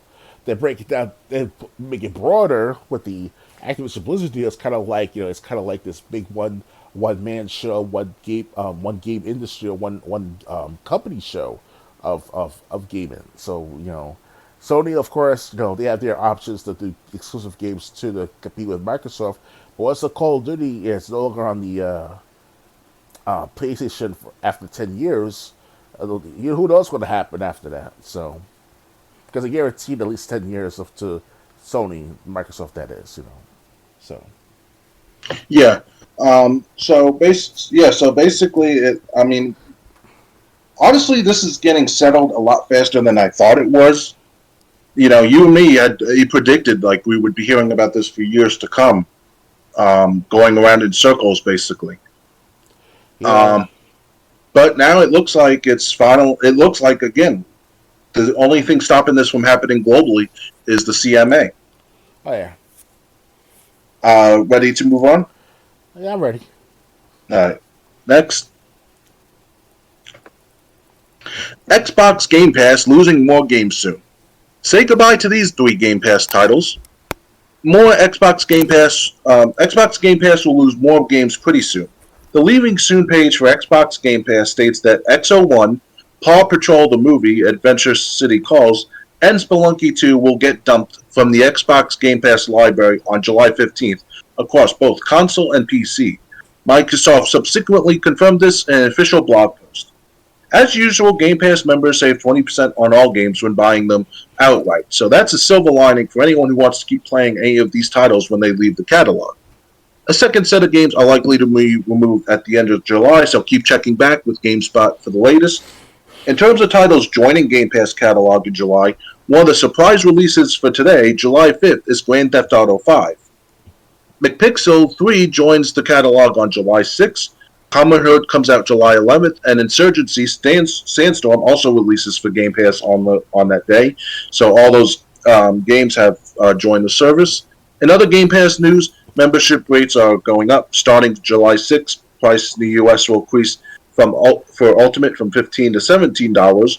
Base Game Pass subscriptions will raise from $10 to $11, and PC Game Pass pricing will stay the same. So, are you going to miss XO1, Paw Patrol the movie, Adventure City Calls, or Spelunky 2? Paw Patrol, my God, damn. Like, I miss that kind of. If I had a son, maybe. I mean, if right now it's like Paw Patrol, my God. Come on, James. I mean, I will admit this live on podcast though. I did watch some Paw Patrol when I was like 5 years ago when I was like depressed and all and shit, so to feel more therapeutic with myself. So I did watch Paw Patrol for a few weeks, So to some extent, it's okay for it to be gone for now. But like I said, the sentimental feeling behind the matter, where it's like it's wholesome. It's a family game at least. So. Right. Anyway, so Dr. Games 101 will be missing Paw Patrol. Yeah, something like that. Honestly, I'm not going to be missing any of these three games. These three games I never went to. Well, I did have my Game Pass subscription, so yeah, nothing. I don't know what they're going to be losing at the end of the month, but I'm not going to be affected by any of these Game Pass.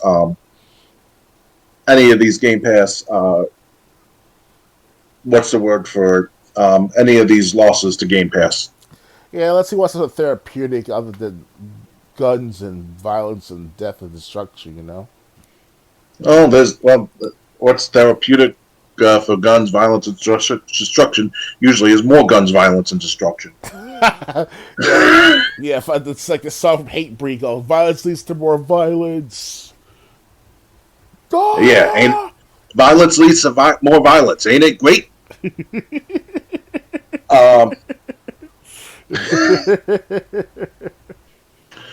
Okay, ready to move on? I'm ready. All right, next. New Just Cause game canceled before full release. That's not good. Just Cause Mobile is officially offline. Square Enix has announced that its free-to-play Just Cause game for mobile devices is being discontinued before its official global release. Just Cause Mobile was announced at the Game Awards 2020 and promised a story campaign with co-op missions and competitive multiplayer. The game was made using Unreal Engine 4 and billed itself as a mobile extension of the over-the-top series, allowing players to zoom around using a parachute, a wingsuit, and a grapple hook. The game's website and Twitter account have been taken offline as Square Enix is pulling the game and opting to not see it through until release. An archived version of the game's website states that regional early access to Just Cause Mobile closed in February this year. Like many mobile games, Square Enix soft-launched the game in some territories, and the plan was to eventually release it everywhere, though that is no longer happening. Square Enix brand lead Anne Lou Grossbyers for Rue is reported by VGC to have said in a note, "It is with great sadness that we are announcing the end of development for Just Cause Mobile. As of July 3rd, the game is no longer appearing on digital stores. Any allotment of in-game currency that players might have will be refunded." The Just Cause series was debuted in 2006 and saw sequels and release in 2010, 2015, and 2018. The franchise was created by Avalanche Studios, which hasn't released a game since 2019's Rage 2. It is now working on the Xbox and PC game Contraband, though it has been some time since Avalanche or Microsoft shared any information about it. Just Cause Mobile is not the only mobile game based on a big IP to be axed in recent times. Earlier this year, EA shut down Battlefield Mobile and Apex Legends Mobile. So, were you a fan of the Just Cause series? I'm not a big fan of Just Cause to begin with, but at the same time, I did play if I recall correctly, I did play maybe 5 minutes of Just Cause 3, and not Just Cause 4 on the Game Pass version, or at least the what's available on the Game Pass. Because I bought a bundle of games, and I'm not sure if it's Just Cause, but they were on sale for about like $10, $15 per game, Just Cause 3 and 4. So if I recall correctly, I can download it anytime and play them myself. Especially if it's on the Game Pass and all. To begin with, I'm not really a big, like I said, I'm not a big fan of Just Cause, but it looks good, action-packed gameplay. I mean, I'm very surprised they shut down or didn't release the mobile version of Just Cause, because that'll definitely bring in a lot of newcomers to the franchise. You know, because the first Just Cause was a big hit for the Xbox 360 back over 10 years ago, and then since Just Cause 2, it just keeps rising in more and more popularity with the game among the gamers. So Yeah. I played one Just Cause game. I don't know if it was 3 or 4, right, but I played it for 10, 15 minutes. I liked it. But I'm especially since this is a mobile game, it's not going to affect me that much. oh yeah, But, I mean, it's just sad that Just Cause Mobile is another game that has that's based on a big IP that got shut down, oh yeah, and and it didn't really even launch that well. It launched quietly, and maybe that was part of the problem. oh yeah. But yeah, so Just Cause Mobile, it was shut down. Any players that had in-game currency was either refunded or maybe still in the process of being refunded. I'm not sure. They should have been refunded already, from what I gathered. Yeah, so unfortunately, Just Cause Mobile, which sounds like a great game to play on the go, has been shut down. Yep. Ready to move on? Yeah, let's do this. We'll move on. All right. Next. Grand Theft Auto 5 is back on Xbox Game Pass. Rockstar game series open world hit returns to Microsoft Netflix-like library again. Grand Theft Auto 5 is once again crashing the party on Game Pass just in time for summer vacation. It headlines the subscription services slate of new games for July 2023, alongside some smaller releases and Capcom's new dino shooter Exoprimal.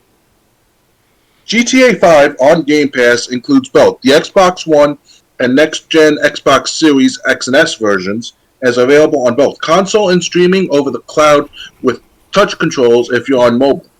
PC Game Pass subscribers, unfortunately, are out of luck. While also the game is available starting today, who knows how long it will stick around for. This is the best-selling open-world game's third tour on the service, with its last one in 2022 lasting just under 5 months. Still, it's great timing for anyone on Game Pass who hasn't yet finished playing through the trials and tribulations of Michael, Trevor, and Franklin.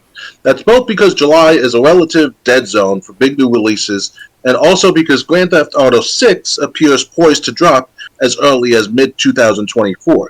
That's over a decade to catch up on one of the biggest games of the last decade and last 3 console cycles, coming to Xbox Game Pass in July 2023. Outside of GTA 5 and Sword and Fairy Together Forever, which also arrives today, there's 6 other games coming to Game Pass in the weeks ahead, as well as some hefty expansions for games like Sea of Thieves. Here's the rest of what's dropping later this month. Pixel 3. Mind-blowing save-the-day adventure that sees the titular wannabe hero avert one disaster after another at every turn, using unconventional yet entertaining methods of mayhem, coming to console and PC on July 6th. Commonhood, a squatter settlement simulation game with highly customizable base building tools, available to play on cloud, console, and PC on July 11th.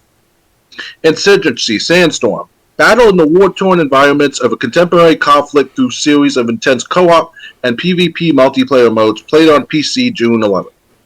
Exoprimal, squad up and take down hordes of dinosaurs in a series of endless war games run by the artificial intelligence Leviathan, available on console and PC Day 1 on July 14th.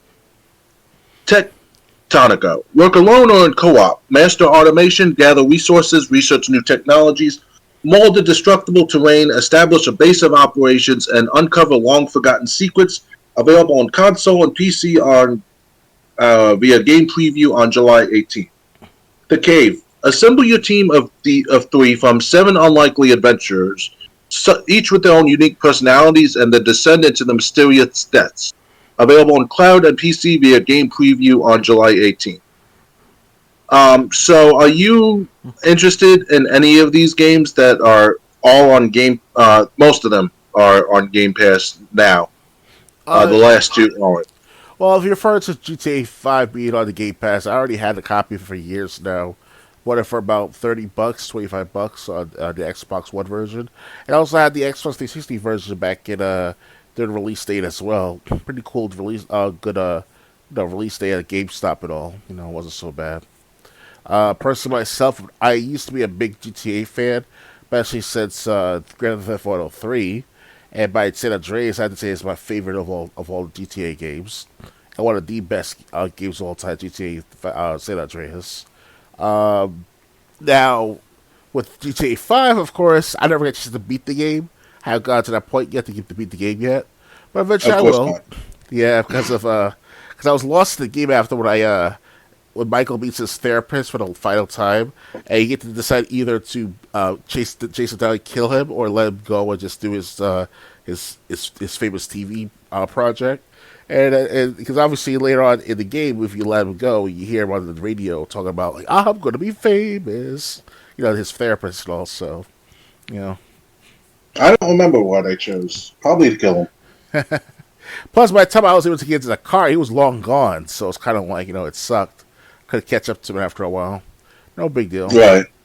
But I can do it again because I just started over GTA 5 earlier this year, late last year. So I should be up to the part where I help Molly, the one. You there? Can you hear me on? Hello? Hold on. Technical issues. Hello? Yeah, now we can hear you. Can you hear me? Yes. What did I say? We were talking about Molly, right? We were talking about that. You were about to start Grand Theft Auto 5 over again this year? Yeah, late last year I started over the missions, and I was to the part where Molly is, you help Molly get like 3 cars, Okay. Yeah. So it wasn't so bad. Like GTA 5 itself is kind of like volumetric instead of just, it has a story, yes, GTA 5, but it seems like it's all over the place in my perspective. So I'm not like in tune with the game as much. That's why you don't see me play as often for over the years. So because I play how many times GTA games, so it's same format. Yeah, I really didn't feel like it was going all over the place. I felt the stories connected pretty well. Right. I did finish Grand Theft Auto 5. I kind of made the wrong choice. There was like because at the end of the game, as Franklin gets a choice, he either has to kill Trevor, or he has to kill Michael, or Michael and Trevor can take on the FBI together, which is 3 against the FBI, basically. Yeah. I kind of made the wrong choice. I killed Trevor. I did watch the endings later on YouTube after I made my choice. I really felt bad for anyone who chose to kill Michael. Because, like, when you meet Michael was like, "Hey, Franklin, it's been a long time since you came to my house. Why don't you come over for dinner one night soon?" And then you're chasing him down the around the area where you have to kill him. And honestly, it was the ending I liked the least. And I'm not just really spoiling anything because this game came out first in 2013. So yeah, I had 10 years to do it myself, and I haven't got a chance to. But then, if you choose the more interesting option, the FIB, you have the director of FIBs in the trunk. He's faced with Michael, Trevor, and Franklin. And Franklin's like, "Did you really think I was going to turn my back on either of these guys?" and basically, like, Trevor and Michael have the same sentiment. Like even though Trevor hated Michael, right, because he felt betrayed by Michael, even Trevor and Michael seem to make up when you killed like the director. And basically all 3 are like friends again, at least. So it's again, this game was released 10 years ago. You had time to reach the ending if you hadn't. Oh, yeah. So yeah, I mean, and for people who didn't play it or didn't get a chance to play it all the way through, and you didn't have a copy of the game, it's now on Game Pass again. Mm-hmm. So you'll be able to play it then. But like we said, we don't know how long it'll be on Game Pass. Last time it was only 5 months, so Yeah. And you definitely want to capitalize on it if you haven't. And the cheapest it was ever on sale was about like not even $20 with the shark card and all. That's when I bought it back in 2014, 2015. All right, so yeah, so it's on Game Pass again. If you haven't, if you have Game Pass and you haven't played it all the way through, play it. If you have played the story all the way through, try the multiplayer online mode. Oh yeah. Ready to move on? Yeah, I'm ready. All right. Next.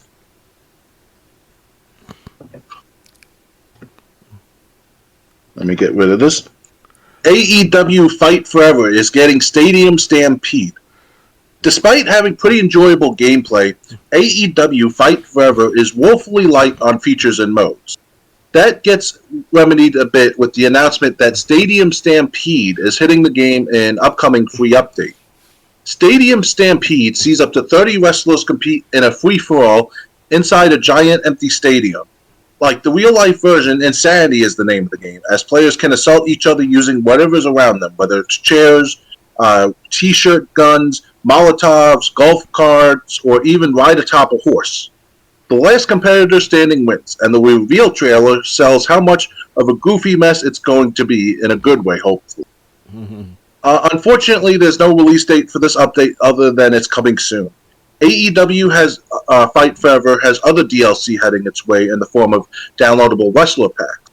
FTR, consisting of Dax Harwood and Cash Wheeler, were added last month, and a pack containing Keith Lee and the Bunny becomes available on July 25th. The final announced pack arrives on August 22nd and adds Hook and Danhausen. Each of these packs also includes 2 mini-games. Each pack costs $11.99 and it's included with the season pass. For more on AEW Fight Forever, check our review here.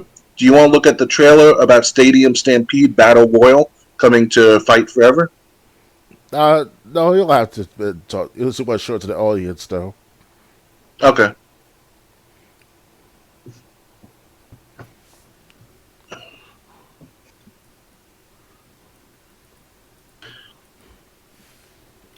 Just letting it load on YouTube.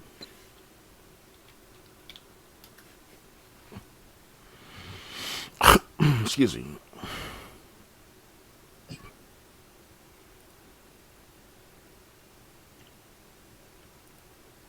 Excuse me. There's nothing more powerful than you making your thing happen.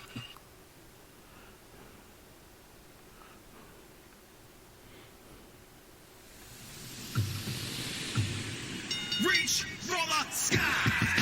Flex on your dreams. Race it to the top. Show the world what it means. Tackle any obstacle that's put in front of me. Throw your hands in the air if you're riding. That horse, my God.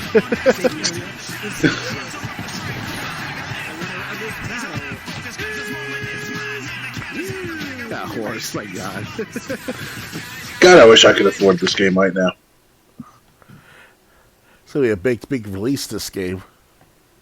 It's already out. This is just a new mode that's going to be. Oh, it already came out. Wow, that's fast.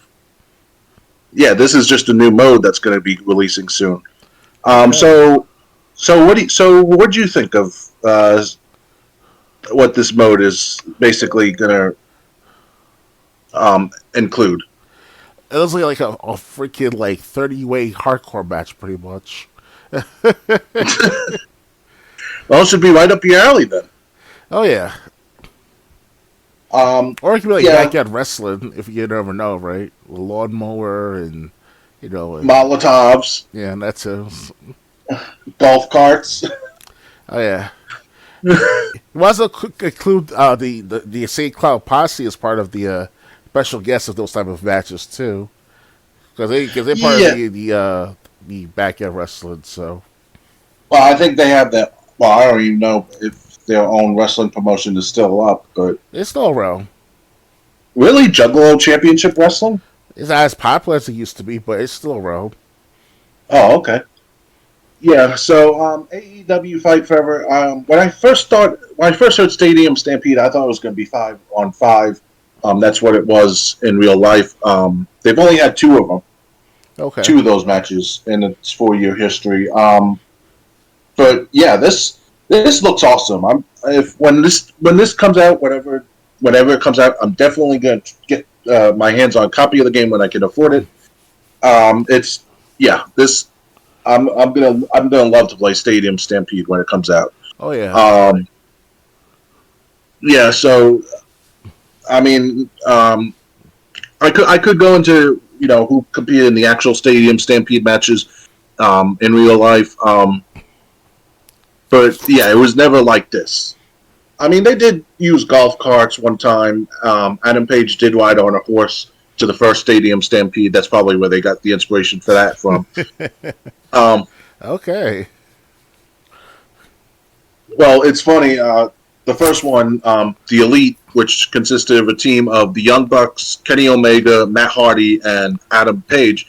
Like, Kenny Omega, Matt Hardy, and the Young Bucks are ready, and they're waiting for Adam Page to show up. And Kenny Omega was like, "Trust me, guys, he's coming."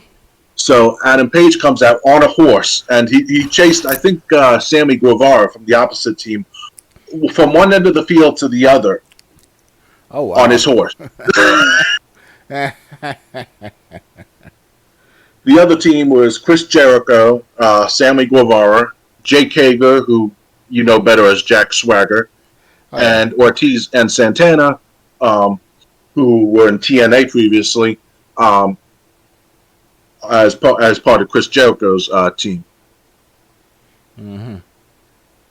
So yeah, so that's probably where they got the inspiration from. But like I said, this looks like a lot of fun. I can't wait for it to come out. Unfortunately, we don't know when this mode will be released. Ready to move on? Yeah, I'm ready. All right. Next.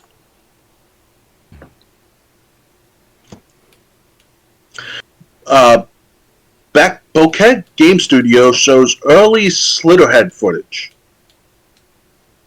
Hold on. In 2020, we learned that Keiichiro Toyama, the creator of Silent Hill, had opened Bokeh Game Studio to develop a new horror game. The following year at the Game Awards 2021, Bokeh revealed Slitterhead. Thanks to a new development diary released today, we could peek at more early development gameplay in action. Most of the video focuses on the developers working on Slitterhead, with a particular look at user tests and gameplay feedback. However, sprinkled throughout the diary are new clips of Slitterhead ranging from training room-esque encounters, some clips of a neon-lit Chinese city, and even a dog that appears to be playable. As you can see in the small and often blurred snippets of Slitterhead gameplay, the studio's debut continues to look grotesque. We see a character attack enemies using Wolverine-like claws, guns, and more. Oh, and below is that playable dog. In 2020, the studio said its debut horror game would be released in 2023, but there's no word on whether the team still anticipates releasing it this year, and given how early in development today's gameplay looks, it's looking more like a 2024 or beyond game. Are you excited about Slitterhead? I never really heard of this game before. What's it about again exactly? Do you know? Basically, it's a horror game. That's all it says in the trailer, and it continues to look grotesque. So it's kind of like Amnesia, or perhaps even Outlast, but with more gore. Yeah. I mean, from the pictures I see, the picture looked like a guy being harassed by some skeletal creature with like a wolf's head. Well, goddamn. But you only see the shadow of the creature. Huh. Interesting.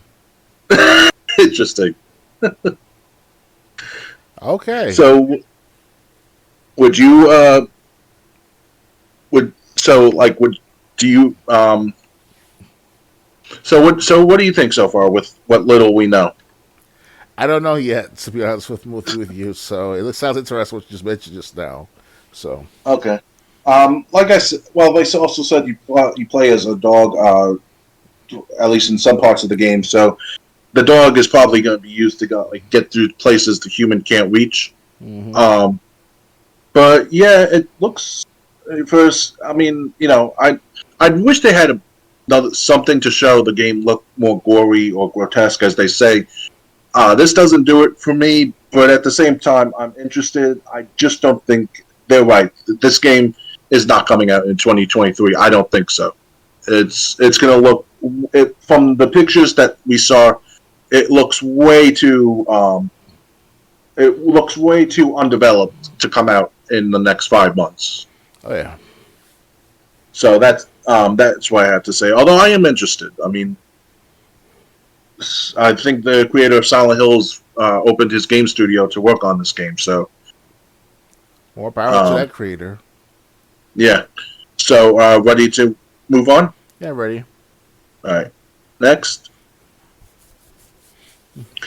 $1 Xbox Game Pass Ultimate deal is back with some changes. As part of an introductory offer, you can once again get your first month of Xbox Game Pass Ultimate on PC Game Pass for just $1. Xbox Game Pass is officially a little bit more expensive as of this week, but for anyone looking to grab a little deal on Microsoft service, you can once again get a month of Game Pass Ultimate or PC Game Pass for a single dollar if you're a new subscriber. The $1 deal previously also included Xbox Game Pass for console, but your only options now are PC Game Pass and the more expensive Game Pass Ultimate, which grants you access to both the Xbox and PC versions of the service. After your $1 a month, your subscription reverts to the standard pricing. On PC Game Pass, that remains $10 per month, whereas noted above, Game Pass Ultimate prices recently increased to $17 per month. The one big change is that upgrading from Xbox Live Gold to Game Pass Ultimate no longer has a 1-to-1 conversion ratio, as this deal now applies a 3-to-2 ratio instead. For example, if you have 90 days remaining of Xbox Live Gold or PC Game Pass, this will convert it to 60 days of Game Pass Ultimate time, according to Microsoft.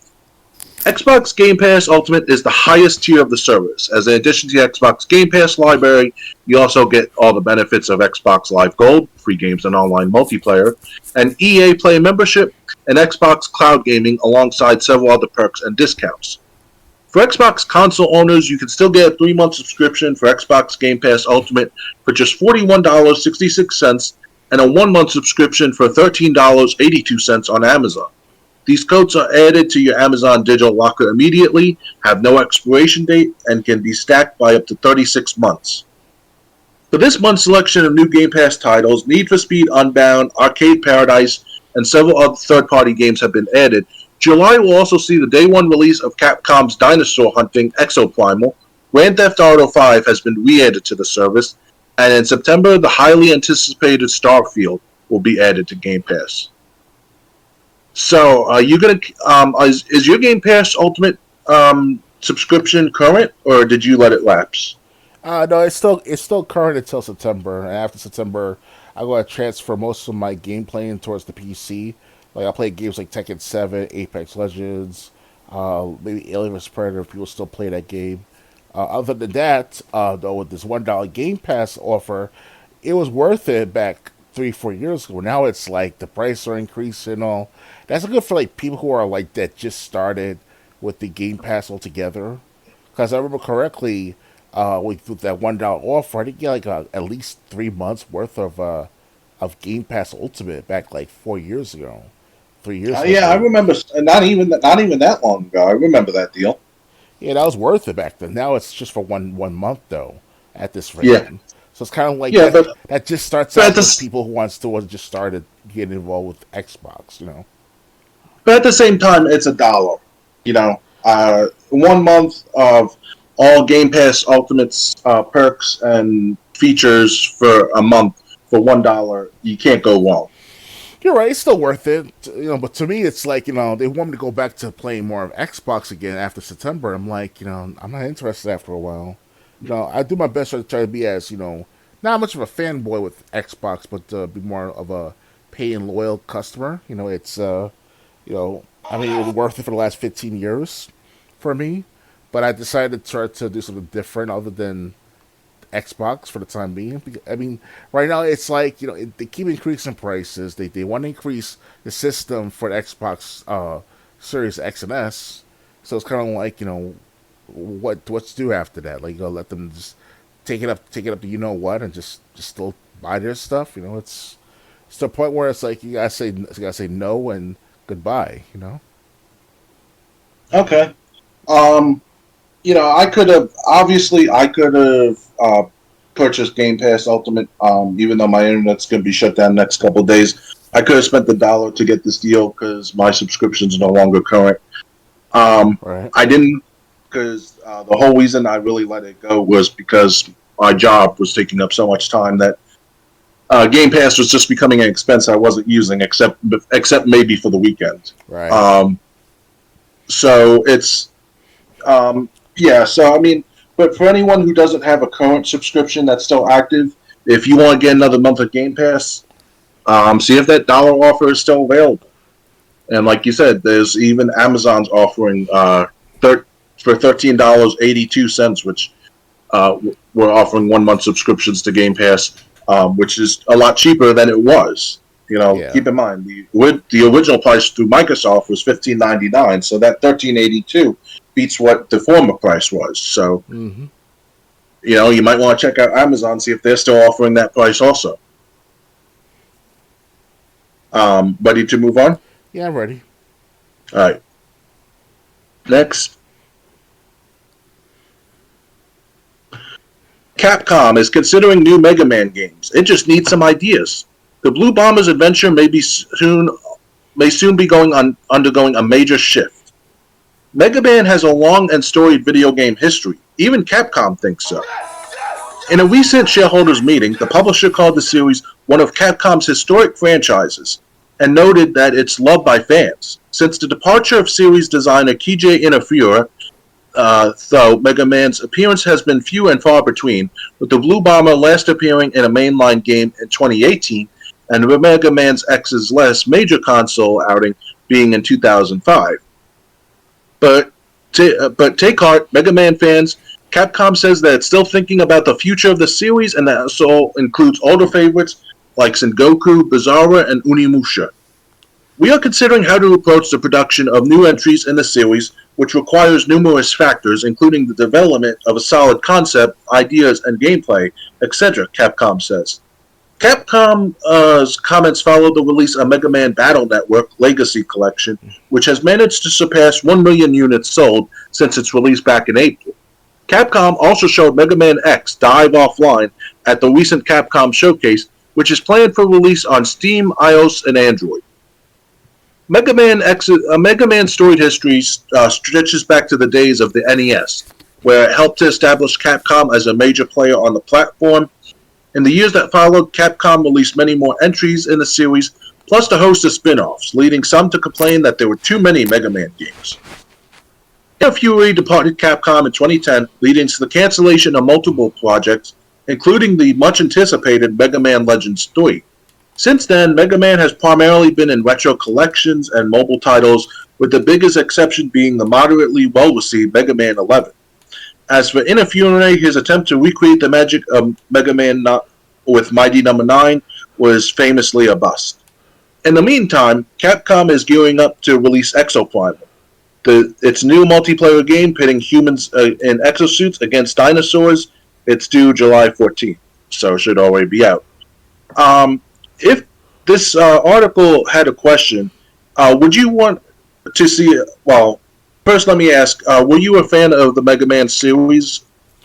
Unfortunately, I missed out on most of the Mega Man games for the Nintendo and the Super Nintendo.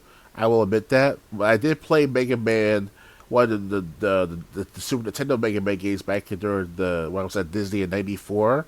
Back in Disney 1984, they had this real estate time sharing estate where it's like I guess you call it a utopia. And I met these kids at this game room or this kids room, whatever it's called, because all the kids were together in one room while the parents go out there and explore the states and all. So we were playing Mega Man for a few minutes, and I played it over and over. until my mom came back to pick me up, whatever. So that was a pretty interesting experience to play that particular Mega Man game. I can't remember which one though. Other than that, I missed out altogether of the Mega Man games because I was real busy with Mortal Kombat, Mario, and later Tekken and other games. So. Okay. Well, the question I was originally going to ask, if you could make the decision, would you want to see a new Mega Man game or a new Mega Man X game? It's hard to tell because I never played much of the Mega Man games myself. I prefer for Right. them to have a huge bundle of games on Mega Man. For example, they already had they had two separate Mega Man bundles, right? Why not combine Yeah, the the Mega Man? Legacy Collections. Yeah, so why not combine the two bundles together and create this HD port for the Xbox One and the Xbox Series XS and PS5, whoever comes first, and then sell for about, I don't know, $50, $70, I'm willing to pay for that, but you have to add more features to it. You have to add, like, a special, I don't know, pre-order for the next Mega Man game coming out in the next couple of years or so, something of that sort. Right. You have to entice people to buy your Mega Man game. So why not combine the two bundles together and sell it for about on sale for $50? And then with that feature of buying the game for $50, it would be like a free pre-order or a free discount or some sort to buy the next Mega Man game that'll come out. And this time be much better than ever before of any Mega Man game before then. So it's Right. so it's like that's my perspective. That's how I look at it because I wanted to pay the two Mega Man bundles. Don't get me wrong, but it's more like you want that all in one feature where you want to buy it all at one time, get it out of the way. But that's my perspective, of course. But about if I have the time again one day within the next couple of years, I want to play the first 3-4 Mega Mans to see how they are. That'd be great. Yeah, I mean, Mega Man 2 on Nintendo gets a lot of praise. Yeah, I wanted to get the Mega Man Legacy Collections myself. I forgot about that. I missed out on Mega Man when I was growing up. The NES, SNES games until I started collecting games. The thing is, with the Legacy Collections are pretty good because while some Mega Man games are affordable, $20-$30, there are some games like Mega Man X3 which go for over $100 wherever you find it. So, Oh yeah. I mean, the Legacy Collections are really good for someone who wants to play every Mega Man game but doesn't have a bank loan to spend. So, yeah, I mean, I think I would prefer Mega Man just because when I played Mega Man X on Super Nintendo, this was when I was back in New York, where I lived before I moved down to Georgia. Mega Man X seemed a lot harder than the original Mega Man games. Yeah. But then again, I never really had much experience with the Mega Man games. The one I had the most success with was a Mega Man game on Game Boy. I played it on emulator, and I beat the first two bosses. So, I mean, I found the order online, which one gives you the easiest path. And I remember on stream, I beat the first two bosses in a Game Boy game, which had like 4 bosses altogether. So, yeah. So I'd like to see a new Mega Man instead of Mega Man X, if you were asking me. But yeah, on the other, I agree with Dr. Games 101. I'd like to see a whole Legacy collection. Maybe you can put the X games and the Mega Man games all together in this huge package. Although I wonder how big the game file would be. If Microsoft and studios can do it with the Master Chief Collection, they can do it definitely with the Mega Man Collection, especially their own rights to it, especially. So, That's what I'm saying. The Halo Master Chief Collection was over 100 gigabytes. all right, but these are small files, though. The Mega Man games. So Yeah, but there's like 11 mainline games with just Mega Man. There's 10, at least 10 X games, and then that's not counting like the battle games. So we're talking over 20 games here. but each Mega Man, especially the first Nintendo, Super Nintendo games, those were like each what? Not even 100 megabytes. Not even, Right. That's true. I mean, even the latest ones were like PlayStation and Game Boy Advance. So Yeah, man. Yeah, they have no problems consolidating the bundle. Why not?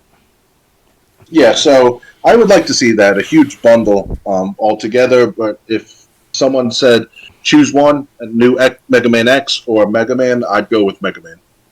Okay. Ready to move on? Yeah, let's do it. Let's move on. All right. Black Panther game announced by EA. EA has announced that a Black Panther game is in the works. The title is being made by Cliffhanger Games, a new AAA studio based in Seattle in collaboration with Marvel Games. The upcoming title is billed as a single-player, story-driven, third-person action-adventure game. In a press release, Cliffhanger states that our mission is to build an expensive and reactive world that empowers players to experience what it's like to take on the mantle of Wakanda's protector, the Black Panther. Cliffhanger is led by Kevin Stevens, formerly of Monolith Productions, a studio currently making a Wonder Woman game, and consists of veteran talent who have worked on titles such as Middle-earth, Shadow of Mordor, God of War, Halo Infinity, and Call of Duty, among others. The team is still being assembled and is actively hiring. As such, this untitled Black Panther project is very early in development, so it'll be a few years before it's in our hands. We're dedicated to delivering fans a definitive and authentic Black Panther experience, giving them more agency and control over their narrative than they have ever experienced in a story-driven video game. Wakanda is a rich superhero sandbox, and our mission is to develop an epic world for players who love Black Panther and want to explore the world of Wakanda as much as we do, said Kevin. Black Panther made his comic debut in July 1966, and today's news coincides with the character's 57th anniversary. Although he's been a playable character in numerous Marvel titles, he never started his own solo game until now. However, it's not the only upcoming game to let players assume the Black Panther mantle.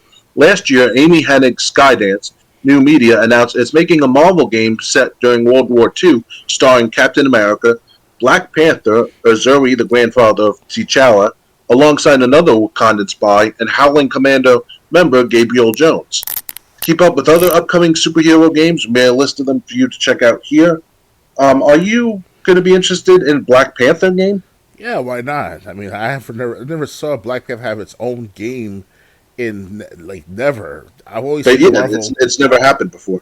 Yeah, after 50 years later, especially since the release of its comic book series, and then now that's mentioned the fact that when it comes up to Black Panther itself, he didn't have his own TV series or anime series or animation series until about 10 years ago, in my perspective, because BET, the Black Entertainment Television, they sponsored a Black Panther animation of sorts. I'm not sure if it was Marvel's handed it directly, but it was sponsored by BET, and it was released on DVD over 10 years ago, and it's called Black Panther, obviously, and the main enemy is Mr. Claw, and it was pretty good. I saw the first 4 or 5 episodes with my they called them patients, the co-patients, my ward mates, they called them when we were in the hospital at the state hospital many years ago, and he had his family brought his Black Panther DVD, one of my co-mates, called in the ward of the mental hospital and all, and he watched that for a couple of hours. That was pretty good. But I don't know exactly who really made that particular one. So, but it's definitely BT. I saw it in the credits and all. So I might have to look for that specific copy. Buy that if you know what I'm talking about, guys. Buy that copy of Black Panther TV show series.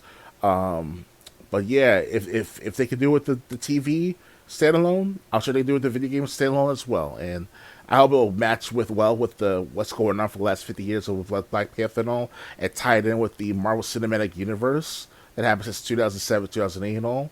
So by all means, go for it. Capcom, go for it. EA, Yeah. So with this new game, I mean, I would be interested in it. I'm always a sucker for superhero games. Even though I don't know the story of Black Panther, I would still be interested in it. But like I said, it's just yeah, I'm kind of interested, until we hear more about it. Um, that's all I have to say about it. Mm-hmm. Are you ready to move on? Yeah, I'm ready. All right. Next, an alarming 87% of retro games are being lost to time. In the first study on the commercial availability of classic games, only 13% have been preserved as of now. Despite being a billion-dollar industry, video games are something of a dying medium, as a vast array of titles are frequently killed off in one way or another. However, according to a new study, the number of games being lost to time is quite staggering. Nearly 9 out of 10 U.S. games are critically endangered. The Video Game History Foundation partnered with the Software Preservation Network, an organization intent on advancing software preservation through collective action, to release a report on the disappearance of classic video games.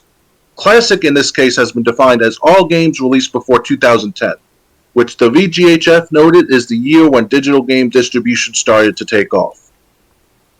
In this study, the two groups found that 80% of these classic games are not in release and considered critically endangered due to that widespread unavailability. One example from the paper is 2006 Yakuza on PlayStation 2. It's been remade in the form of 2016 Yakuza Kiwami, which was hailed as excellent, but as the VGHF specified, Yakuza Kiwami is a complete remake from the ground up and should be considered a separate title, especially since the original game is no longer in print. This is what the VGHF is arguing for. For accusing nearly 9 in 10 classic games, there are a few options. Seek out and maintain vintage collectible games and hardware, travel across the country to visit a library, or piracy. VGHF co-director Kelsey Lewin wrote, "None of these options are desirable, which means most video games are inaccessible to all but the most die-hard and dedicated fans. That's pretty grim." Grim is right, particularly when the study claims that just 13% of game history is archived in libraries right now. And that's part of the dilemma here. According to a March 2023 Ars Technica report, laws around the Digital Millennium Copyright Act largely prevent folks from making and distributing copies of any DRM-protected digital work. While the U.S. Copyright Office has issued exemptions to those rules so that libraries and researchers can archive digital material, video games are explicitly left out, which makes it nigh impossible for anyone to effectively study video game history. Imagine if the only way to watch Titanic was to find a used VHS tape and maintain your own vintage equipment so that you could still watch it, Lewin wrote. And what if no library, not even the Library of Congress, could do any better? They could keep and digitize that VHS of Titanic. We'd have to go all the way there to watch it. It sounds crazy, but that's the reality we live in with games. A $180 billion industry, while the games in their history disappear. The SA opposes preservation exemptions. In a phone call with Kotaku, Lewin said that while it's not particularly surprising that most classic games are not available anymore, the numbers are still eye-opening. She further explained the study's methodology. We took lots of random samplings of video games from this time period, before 2010, that spans every console and PC and even some 1960s mainframe stuff, Lewin said. It is a truly, truly random sample so that people can kind of see that it's not all about making sure Mario is available because, Nintendo's going to keep selling Mario. But for every Mario that's available, there's 9 other games that maybe you never even heard of that maybe aren't even historically significant in any way or that we know of yet. I should say, but could be potentially really interesting for researchers. Though not surprised, she was still alarmed by the flimsy ways in which games disappear, pointing to Antstream Arcade, which houses a plethora of games from the Commodore 64 to the Game Boy that could be lost to time should it close up shop. The Nintendo eShop is a more mainstream example. When the eShop shut down, the availability of the Game Boy library went from something like 11% to 4.5%, Lewin said. The company wiped out half the availability of the library of Game Boy games just by shutting down the Nintendo eShop. And that's not even a slight against Nintendo. There shouldn't be one point of failure for that many games, It's wild that doing something like shutting down the shop can make that many games out of release entirely. Lewin noted that although libraries are allowed to do a lot of things by being libraries and preservation institutions, The Entertainment Software Association has consistently lobbied against game preservation efforts such as copyright permissions and allowing the rental of digital video games. The ESA has basically opposed all these new proposed exemptions, Levin said. It's just been like, no, that will hurt our bottom lines, or that will hurt the industry's bottom line. The ESA also says the industry is doing plenty to keep classic games in release, pointing to this thriving reissue market. And that's true, there is a thriving reissue market. It's just that it only covers 13% of video games, and that's not likely to get any better anytime soon. The study will be used in a 2024 copyright hearing to ask for exemptions for games. Lewin said she's hopeful that progress will be made, suggesting that should the hearing go well, games be available on digital library apps like Libby. You can read the full 50-page study on the Open Repository Zenodo. We were kind of talking about this in the beginning of the podcast.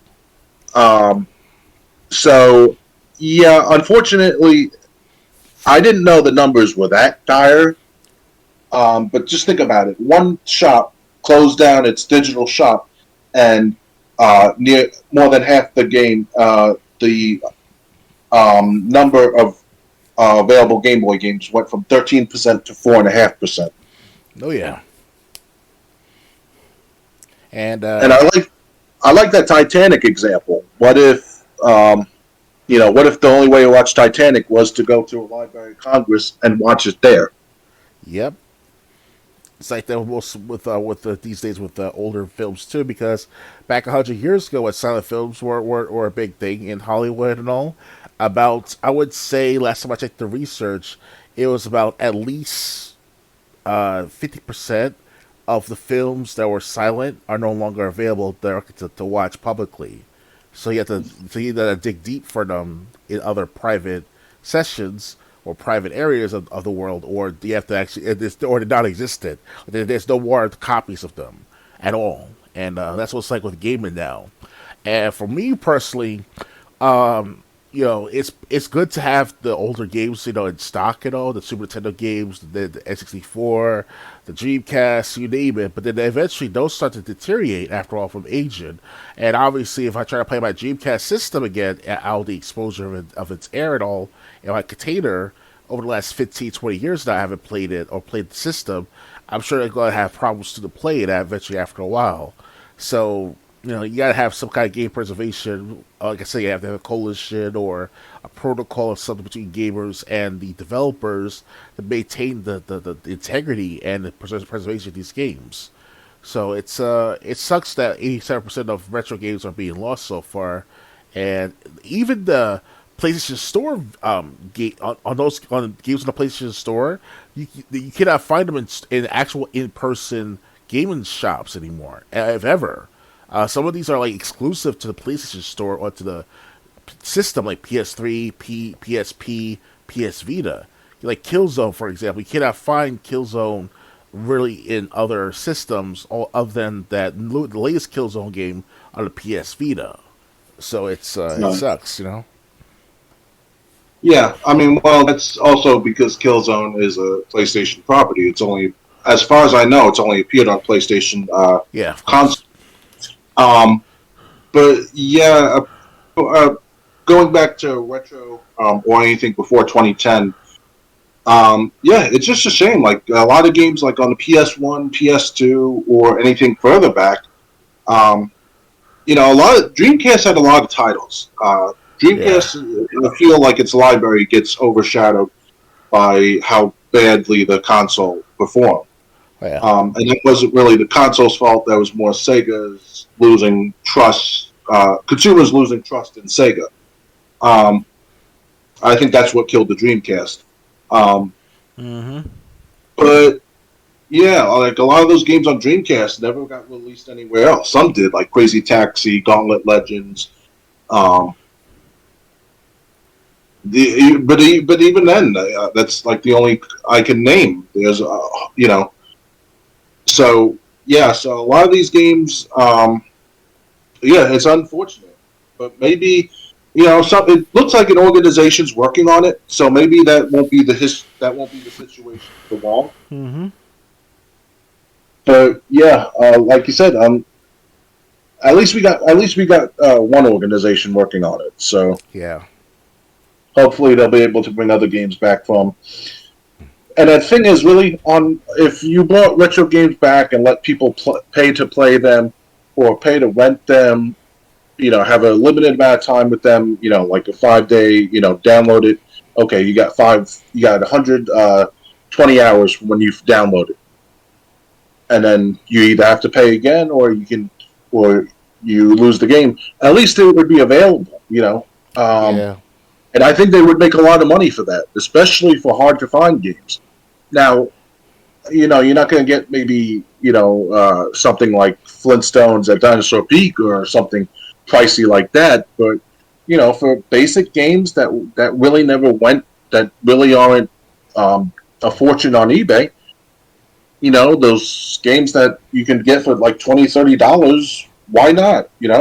Why not make money off them by allowing consoles to have a pay to play or pay to rent for a limited amount of time, so people can keep going back to those games whenever they want. But that would be my solution. Problem is, I think a lot of game companies would, or a lot of, especially Nintendo, would oppose that. Okay. Ready to move on? Yep. All right. Next, Microsoft and Xbox win case against FTC to acquire Activision Blizzard. This is what we were talking about before. Mm-hmm. After 5 days of testimony last month, California Judge Jacqueline Scott Corley has denied the Federal Trade Commission request for a preliminary injunction in its case to block Microsoft and Xbox from acquiring Activision Blizzard. The FTC sought a preliminary injunction in an effort to have the court order Microsoft to cease its attempt at acquiring the Call of Duty maker for a colossal $69 billion. Now that the FTC's request has been denied by the court, the regulator has until the end of July 14th to appeal this decision, as reported by The Verge. With this ruling, Microsoft can now close its acquisition of Activision Blizzard before its July 18th deadline, although it still has to figure out how it's going to handle the decision from the Competition and Markets Authority in the UK to block the purchase over cloud gaming concerns. Microsoft can theoretically close before July 18th without including the UK in its market, or it can attempt to negotiate a deal with the CMA to quell the regulator's concerns, as noted by The Verge. However, that seems unlikely, as Microsoft has a hearing on July 28th to appeal the regulator's decision. The UK, the European Commission, approved the proposed acquisition in May. Here's what the judge has to say in their opinion denying the preliminary injunction today. In December 2022, the FTC initiated an administrative action to block Microsoft's proposal of Activision, publisher of the first-person shooter video game franchise Call of Duty, among other popular video games. The gist of the FTC's complaint is that Call of Duty is so popular and such an important supply for any video game platform that the combined firm is probably going to foreclose it from its rivals for its own economic benefit to consumers' detriment. Discovery in the administrative action has closed, and trial before an FTC judge is scheduled to commence on August 2nd, 2023. 4 weeks ago, the FTC filed this action to preliminary and join the merge pending completion of the FTC administrative action. Because the merger has a July 18th termination date, expedited proceedings were commenced. After considering the parties' voluminous pre- and post-hearing writing submissions and having held a 5-day evidentiary hearing, the court denies the motion for preliminary injunction. The FTC has not shown it is likely to succeed on its assertion the combined firm will probably pull Call of Duty from Sony PlayStation, or that its ownership of Activision content will substantially lessen competition in the video game library subscription and cloud gaming markets. Following the release of the judge's decision, Microsoft Vice Chair and President Brad Smith released the following statement on Twitter. We're grateful to the court in San Francisco for this quick and thorough decision and hope other jurisdictions will continue working towards a timely resolution. As we've demonstrated consistently throughout this process, we are committed to working creatively and collaboratively to address regulatory concerns. Xbox head Phil Spencer the following on Twitter today regarding the ruling.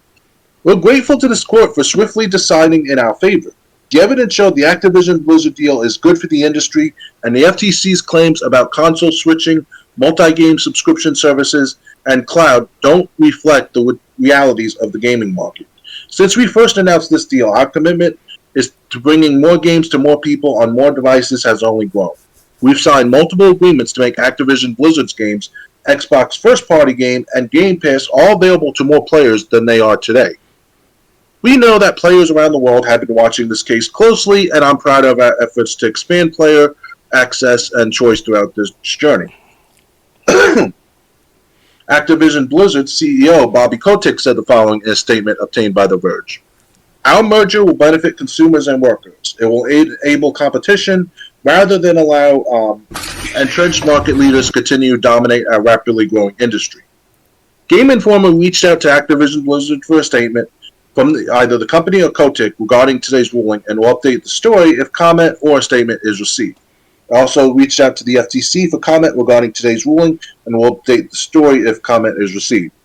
The Verge received the following from FTC spokesperson Douglas Farrar. We are disappointed in this outcome, given the clear threat this merger poses to open competition in cloud gaming, subscription services, and consoles.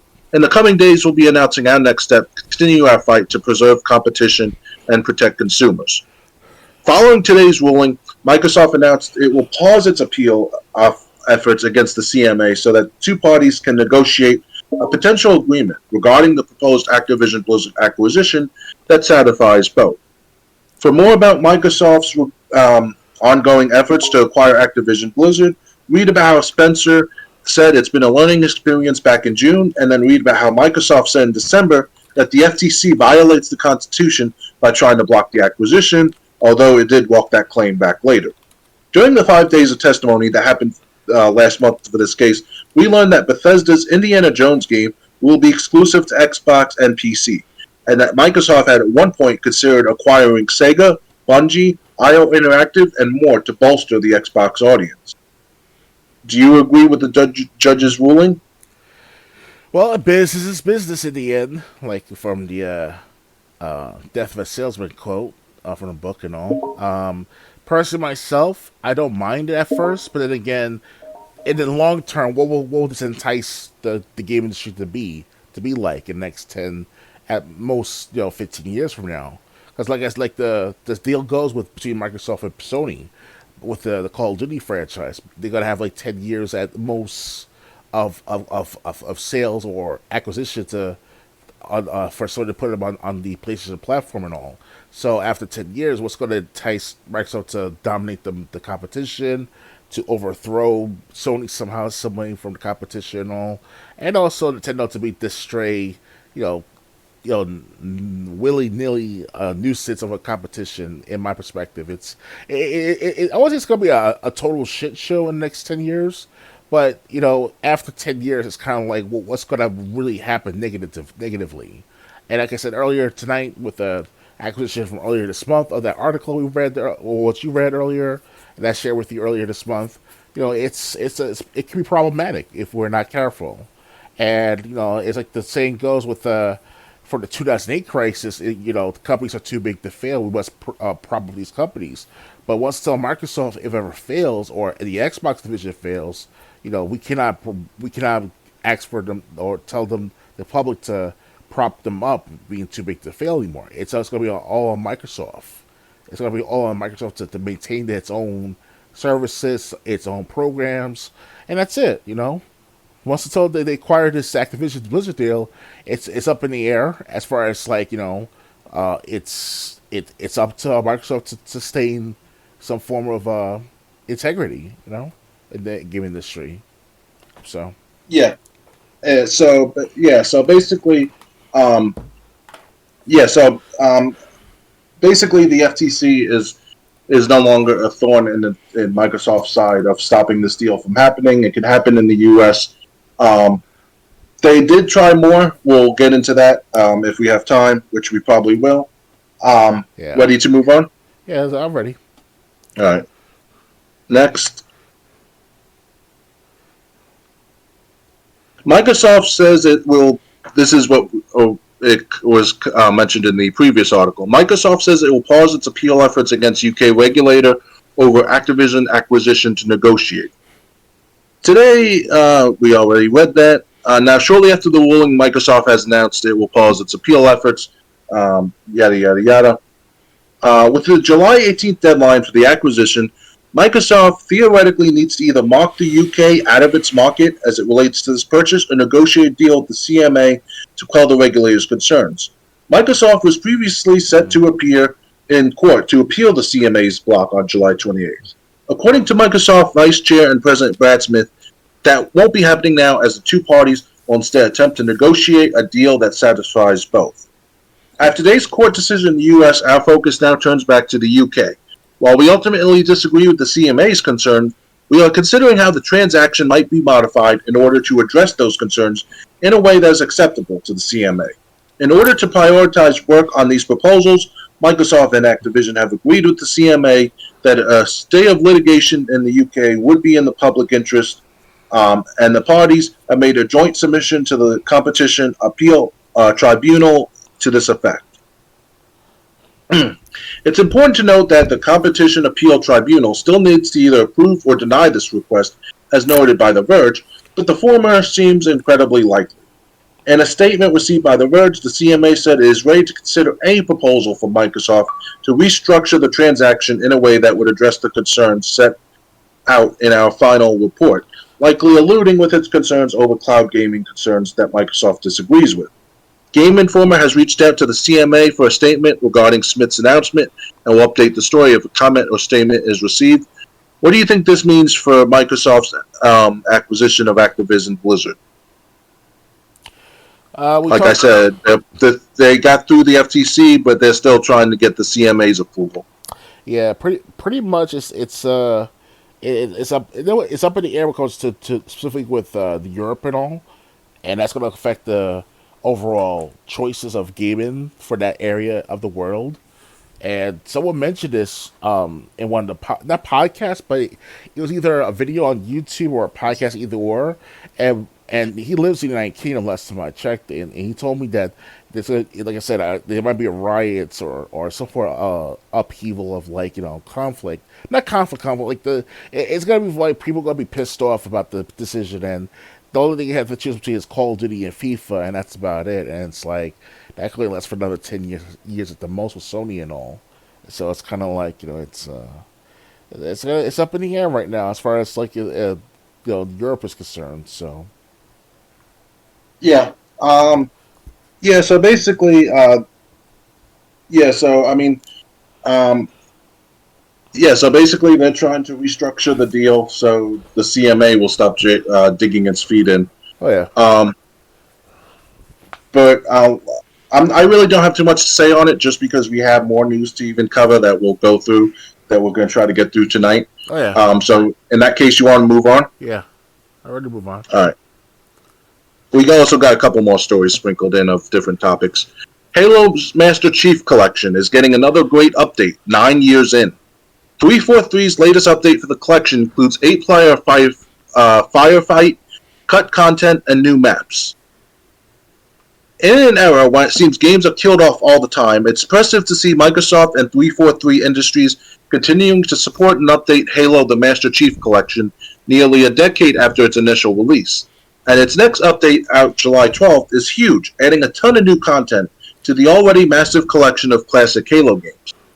It's easy to forget in 2023 that the Master Chief Collection didn't launch to critical acclaim or cheering fans. In fact, its initial release in November 2014 was a giant, embarrassing mess that was criticized heavily for network issues, missing content, poor performance, and other problems. But over the years, 343 added more games to the collection, like Halo Reach, brought back cut content, and ported over maps from Halo Online.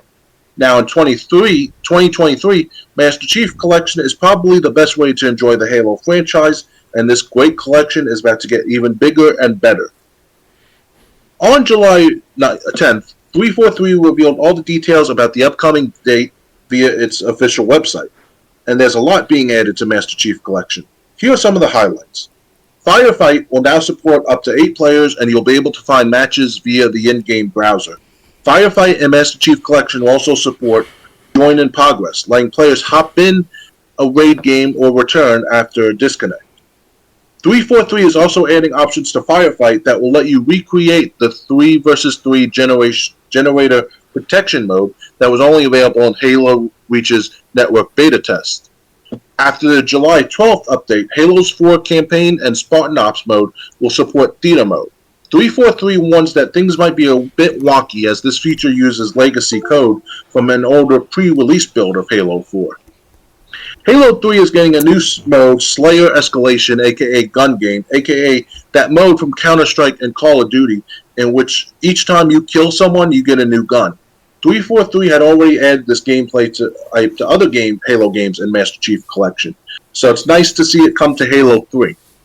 343 has also added 3 pieces of equipment, Invincibility, Active Camo, and Auto Turret from Halo 3's campaign into its multiplayer sandbox. These will be available in Forge and other Halo 3 custom game modes. The Acrophobia Skull can now be activated in Halo Combat Evolved. The endgame modifier, which is already available in other Halo games and Master Chief Collection, lets players fly around freely in single player. Perfect for people looking to explore for Easter eggs or wanting to experience the original campaign in a brand new way. Cut content from Halo's past is coming to Master Chief Collection on PC. Finally, a ton of content from Halo and Halo 2 is being added to the Master Chief Collection on PC via mods.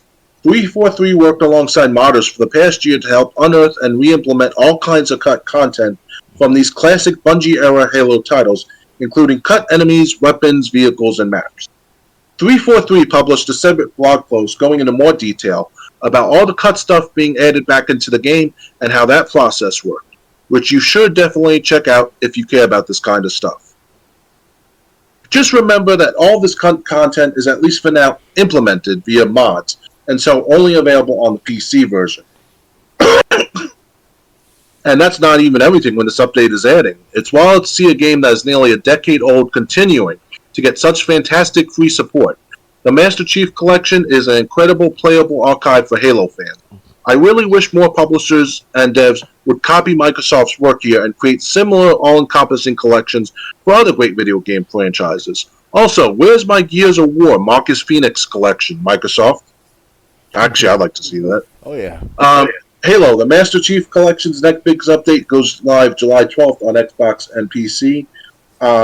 What do you feel? How do you feel about these updates? Too little, too late? Are you interested in them?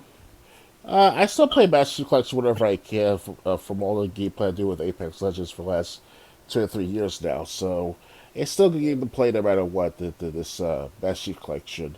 It's not too late, too little, too late, obviously, but at the same time, it's interesting to see that Microsoft, Xbox division, they're doing their best to entice people to play more of the Master Chief Collection more than ever, because there was a horrible launch back in 2014 of its release. So they make it up to fans, both current and old fans, to play the game more, and I like that.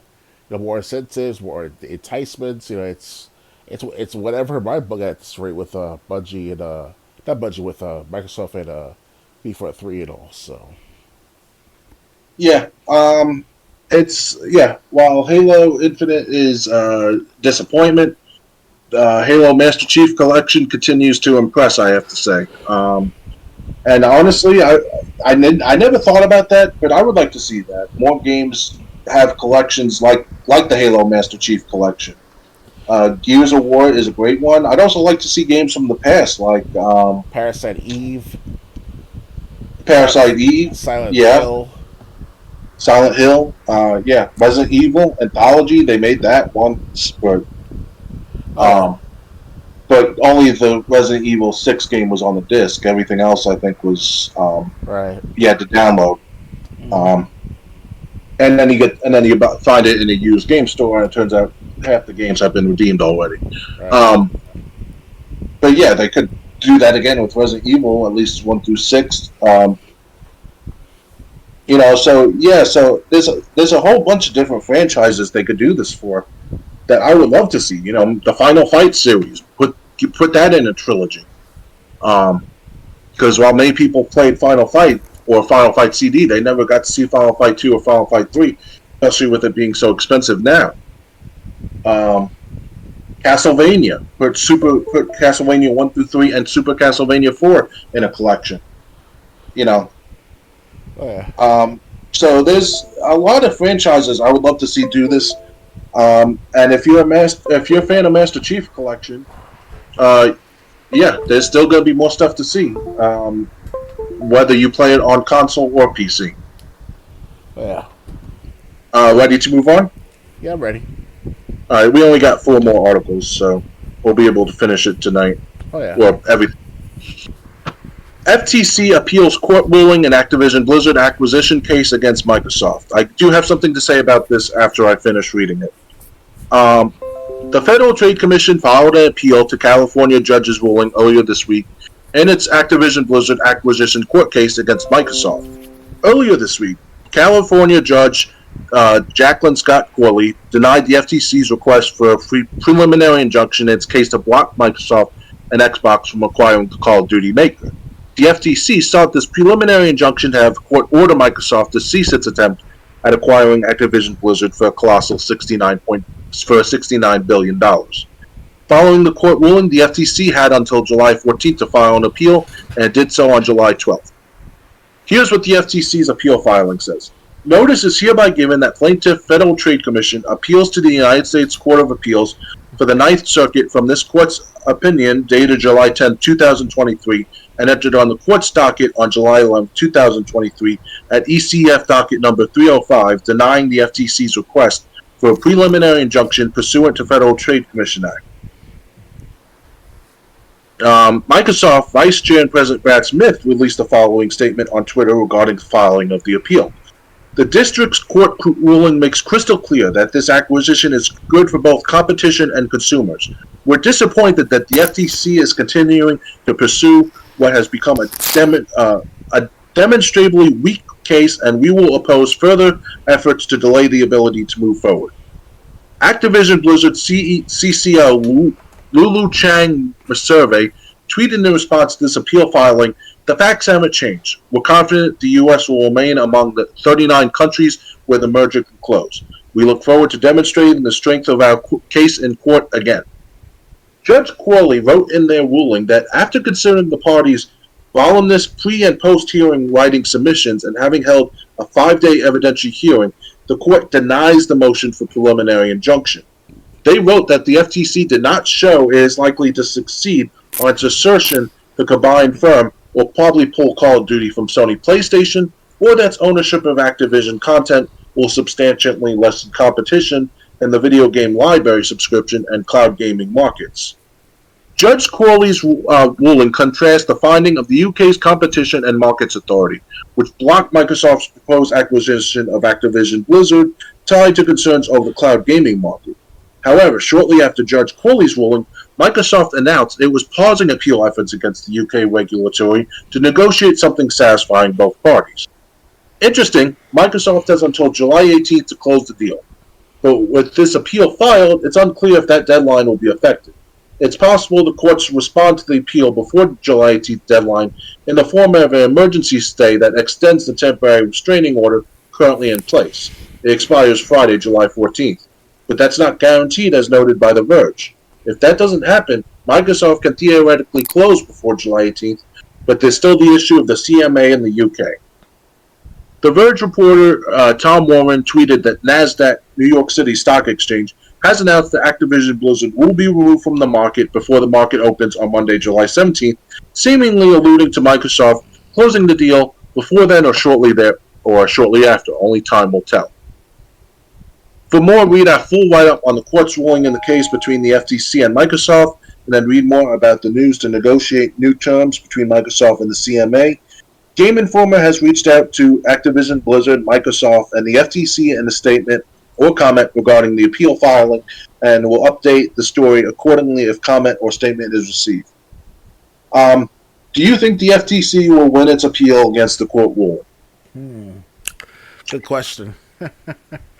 If you're referring to the what's going on in Europe, or the exception with the CMA and all, that's No. What we're saying is, do you think the FTC will win its appeal after losing its previous case.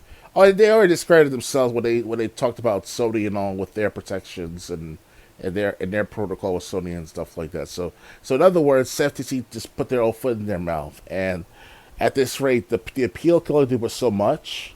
So it's too little, too late for FTC to repeal what they were saying for the last few months with Sony and all. So it's kind of like that's their fault for not in tune with what the business entails to be, and that's Microsoft having the ability to buy Activision Blizzard. So it's they can't control entirely the business of Microsoft, but you can't try to regulate it to the point where it's like, okay, less taxes for Microsoft and more benefits to gamers, and that's it. Don't need a woman, don't need to have a Aquaman or any just anyone that's like out of the ordinary to do this. So it's kind of, I know I just went out of nowhere for that saying that, but you know what I mean. So Well, before we started, while I was getting the picture that I was using as the thumbnail or the image between articles when we talk, I did find out that the FTC lost its appeal. oh wow, So, yeah, the FTC's appeal is basically dead as of tonight. as of tonight. Yeah. Okay. Woohoo! So- Microsoft, right? Yeah, so the FTC is basically has no cards left to play. They lost their appeal. Yeah, they fucked So up. they're not even getting a second chance in court. Yeah, they put their foot in their own mouth about my Sony and all. Yeah. So anyone who was worried that the FTC was continuing to be a thorn, no, they've been denied their appeal. Oh yeah, Ready to move on? already. All right. Next. TMNT Shredder's Revenge Dimension Shell Shock DLC includes new survival mode. Teenage Mutant Ninja Turtles Shredder's Revenge has an upcoming DLC called Dimension Shell Shock, in which Usagi Yojimbo appears as a new playable character. Today, Doremon announced that this content update also includes a new survival mode. Survival mode lets players battle across distinct dimensions and collect crystals. Spending enough crystals upon death unlocks upgrades such as a new life, power bars, radical mode, and extra hit points. As seen in the trailer below, one dimension includes an Edo-inspired zone. You can even transform into bosses like Bebop and Rocksteady to pummel foes. Dimension Shell Shock is slated to arrive later this year and will be a paid add-on. Would this add-on make you return to TMNT Shredder's Revenge? Yeah, of course. I mean, I mean, if we ever get a chance one day, Triple J and me, we should do another game session of TMNT. This time for the DLC games. That's if I ever have time for that matter. But yeah, if I have the money for it, if it's no more than like $10 per DLC, why not? Yeah. So maybe we'll do that. It might be a few months more, like Labor Day weekend or something. When I have a 3-day weekend. Yeah, I'm sure I have some money by then. Yeah. Well, your birthday is right before Labor Day. Yeah. So it's. I mean, this sounds interesting. When I first heard survival mode, I was thinking, oh no, you're stuck in one area, and you probably just foot soldiers come by the dozens until you eventually die. No, this sounds like it's going to have a whole lot more to it than just that. Mm-hmm. So, yeah, I might not be the first one to try it, but when reviews come out, I'll definitely be keeping a close eye on what people think. If we're not the first to try it. Mm-hmm. Ready to move on? Oh yeah. All right, just a couple more articles. The original Clock Tower is getting its first Western release. The Clock Tower series is a favorite among horror game aficionados, but the first game has never been released outside of Japan. That finally changes as the 1995 classic is getting spruced up for a modern international re-release. For any Americans thinking, well, we got the first Clock Tower on PlayStation. We actually didn't. The 1997 game known as Clock Tower, which did release in the West, was really Clock Tower 2, and was titled as such in Japan. Watch us play it in this classic episode of We Play.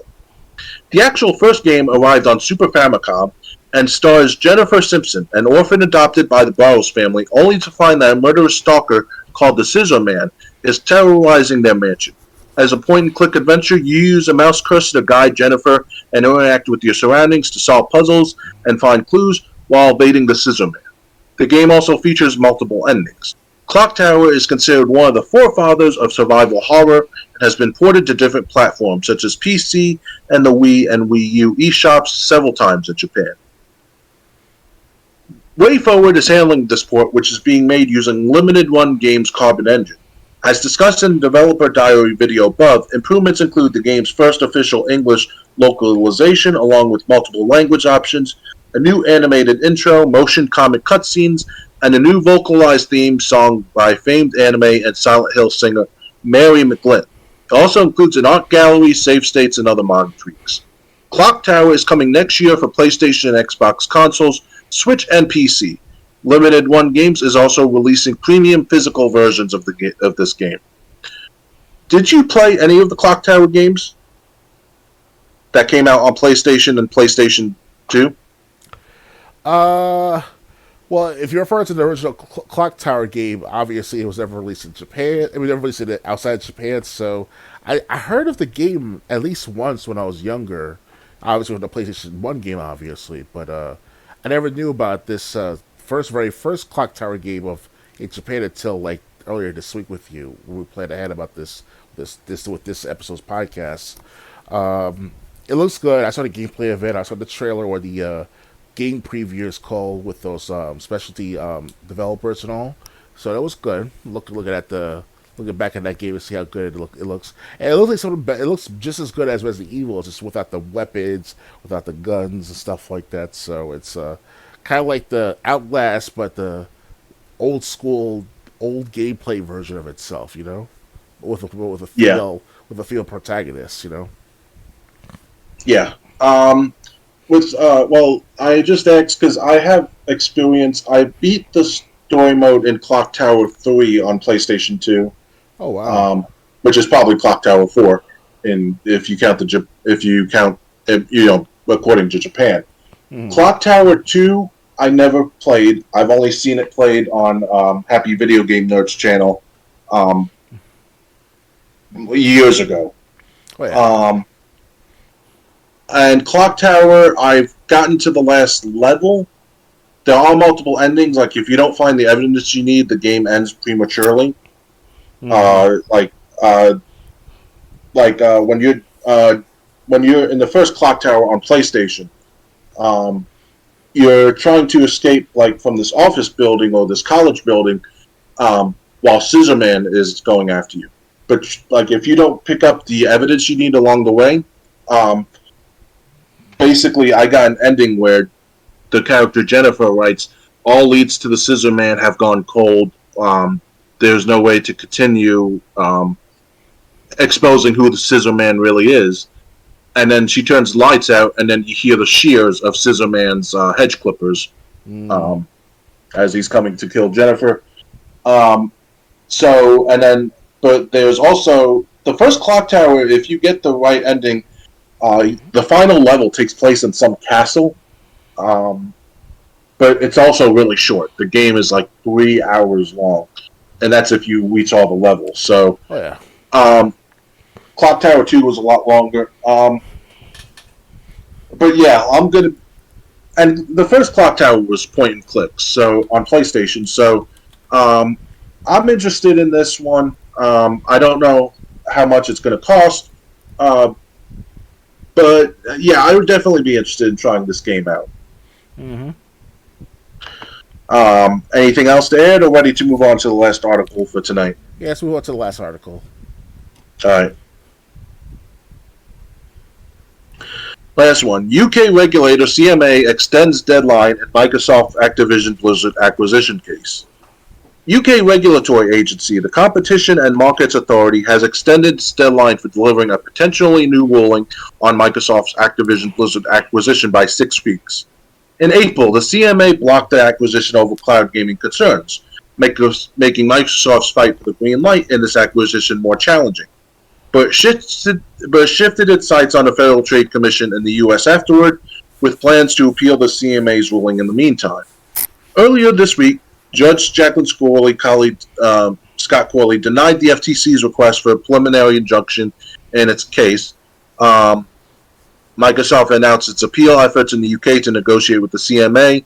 The deadline for the CMA to listen and consider Microsoft's new but currently unknown proposal to have the regulatory agency reverse course and rule this acquisition can go through in the UK was July 8th.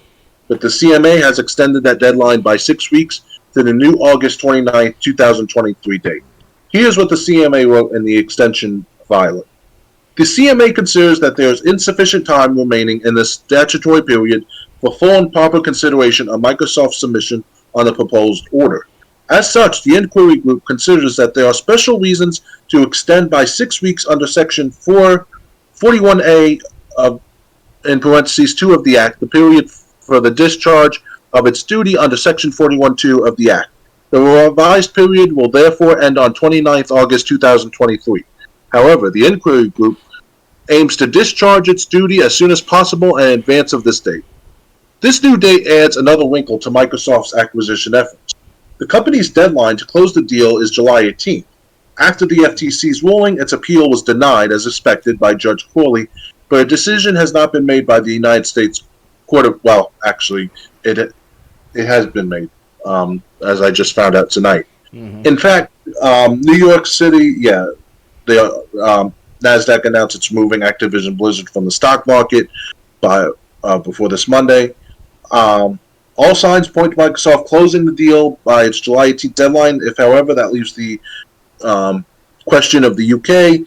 If it closed July 18th without an updated ruling, presumably in Microsoft's favor from the CMA, Microsoft likely needs to carve the UK out of the deal or assume that later down the road, before August 29th, the two parties will reach a satisfying agreement, but only time will tell. To catch up on everything that's happened so far, first read about Microsoft revealing it was acquiring Activision Blizzard for $69 billion, and check out the story how the CMA blocked this acquisition. After this, read how the FTC's preliminary injunction request was denied this week, and then read about Microsoft's new plans to negotiate with the CMA. So do you think Microsoft and the CMA will come to a satisfactory agreement? Mm-hmm. Still reading? Yeah, no, that's it. Do you think Microsoft and the CMA will reach an agreement? Well, CMA can be a bitch at times for the last 6 months almost now. It's been since they've been denying Microsoft to acquire everything with the acquisition and all, especially in Europe. Obviously, CMA has the right to deny certain companies to some extent. At the same time, they can't interfere with business as business proceeds in time. It's at the same time we try to reduce the too big to fails, the monopoly of the industry of gaming. In my perspective, CMA is doing its good just act to sustain some sort of balance, even if it is in their own nation, their own region. Like I said, give it 10 years. If something goes wrong, we should reverse the decision again. But at this rate, you can't stop Microsoft from acquiring studios for the time being too much. It's they're not doing it all at the same time. It's been a year and a half since the Activision Blizzard deal started, and if it was Microsoft like 30 years ago with Microsoft Windows and all, then they might be able to get away with it with no problems almost. Because back then they were trying to reduce the monopoly of themselves back in the 1990s with Windows products and all. So it's it's iffy right now with CMA and all. So I can't really give a definite answer right this second. Well, let's just say that CMA is doing their own just act to go according with their laws in their country. So yeah. Well, like I said, Microsoft and Activision Blizzard are negotiating. Basically, they're going to change the deal with what CMA had problems with. I think the CMA is eventually going to accept Microsoft's new deal, especially if they address the cloud concerns, the cloud gaming market concerns that Microsoft that the CMA had. But yeah, with like the FTC losing its case and then being denied an appeal, I think the CMA is eventually going to give in and stop being the last hurdle to that's before this deal can go through. So Oh yeah. I think Microsoft and Activision are between now the U.S. accepting it and between all the other countries that accepted it, and I think and Microsoft agreeing to negotiate. I think they're going to reach deal with the CMA, but only time will tell again. So anyway, that's the end of this episode of Let's Discuss Gaming podcast. Dr. Games 101, do you have any plans for this weekend? Unfortunately, guys, I'm not. I'll have no certain. Nothing set in stone for the weekend because of the tournaments I've been doing, trying to make some money in for the last several weeks now. I did make so far $10 for the last 3 weeks, 2 weeks so far, and that's all I can do for the time being until I find a part-time job. That's my goal, is to go back to work part-time, and and try to pay off some bills.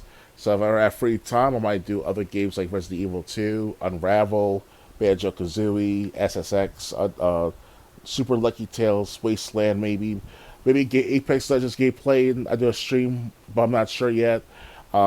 It depends on these games, over the next few weeks to a few months that I downloaded and acquired over the last few days with myself. So, yeah, it's like I said, like I'll do my best to try to upload at least once a week of game playing, but it just depends on you guys. It's up to you guys to vote, to rate, comment, share a content.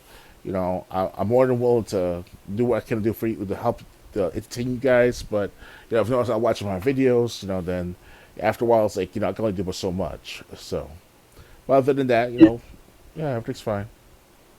Okay. Yeah, I don't have any plans for this weekend. I guess I'm actually getting rid of my current internet provider. They're supposed to be coming tomorrow. They think they're going to come to fix a bunch of stuff that's not working.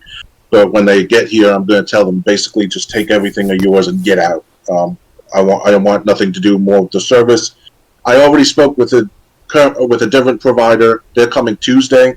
So basically, I won't have the internet for most of Sunday, and mostly all of Monday, and I'm going to get back on Tuesday morning. In the meantime, I might have some Total Extreme Wrestling 2020 videos to do in the sun, because Monday I won't be able to work without the internet since my job's online. Tuesday, I might not. I won't. I'll probably miss the morning meeting, but I'll probably be on after that. I still have to let my work know I'm not going to be able to make it Monday. So yeah, Sunday and Monday I won't have anything, any online access at all. Tuesday, the new internet provider is supposed to come by and hook me up. And then yeah, but basically, I've been on my BitChute. There's a link in the at the bottom of my channel. I've been uploading Total Extreme Wrestling 2020 videos. I already uploaded 3 recently. Like I said, I might work on a couple more while I'm offline, and then just get the video ready so I can. All I have to do is upload it when I get internet access again on Tuesday. Yeah, but other than that, there's really no plans. Okay. All right, so I hope you enjoyed this. Our next podcast episode will be on Saturday the 29th. We'll be aiming to start at 9 p.m. Eastern, provided we don't have technical difficulties like we did earlier. Until next time, good night, everyone. Good night, people, and sleep tight.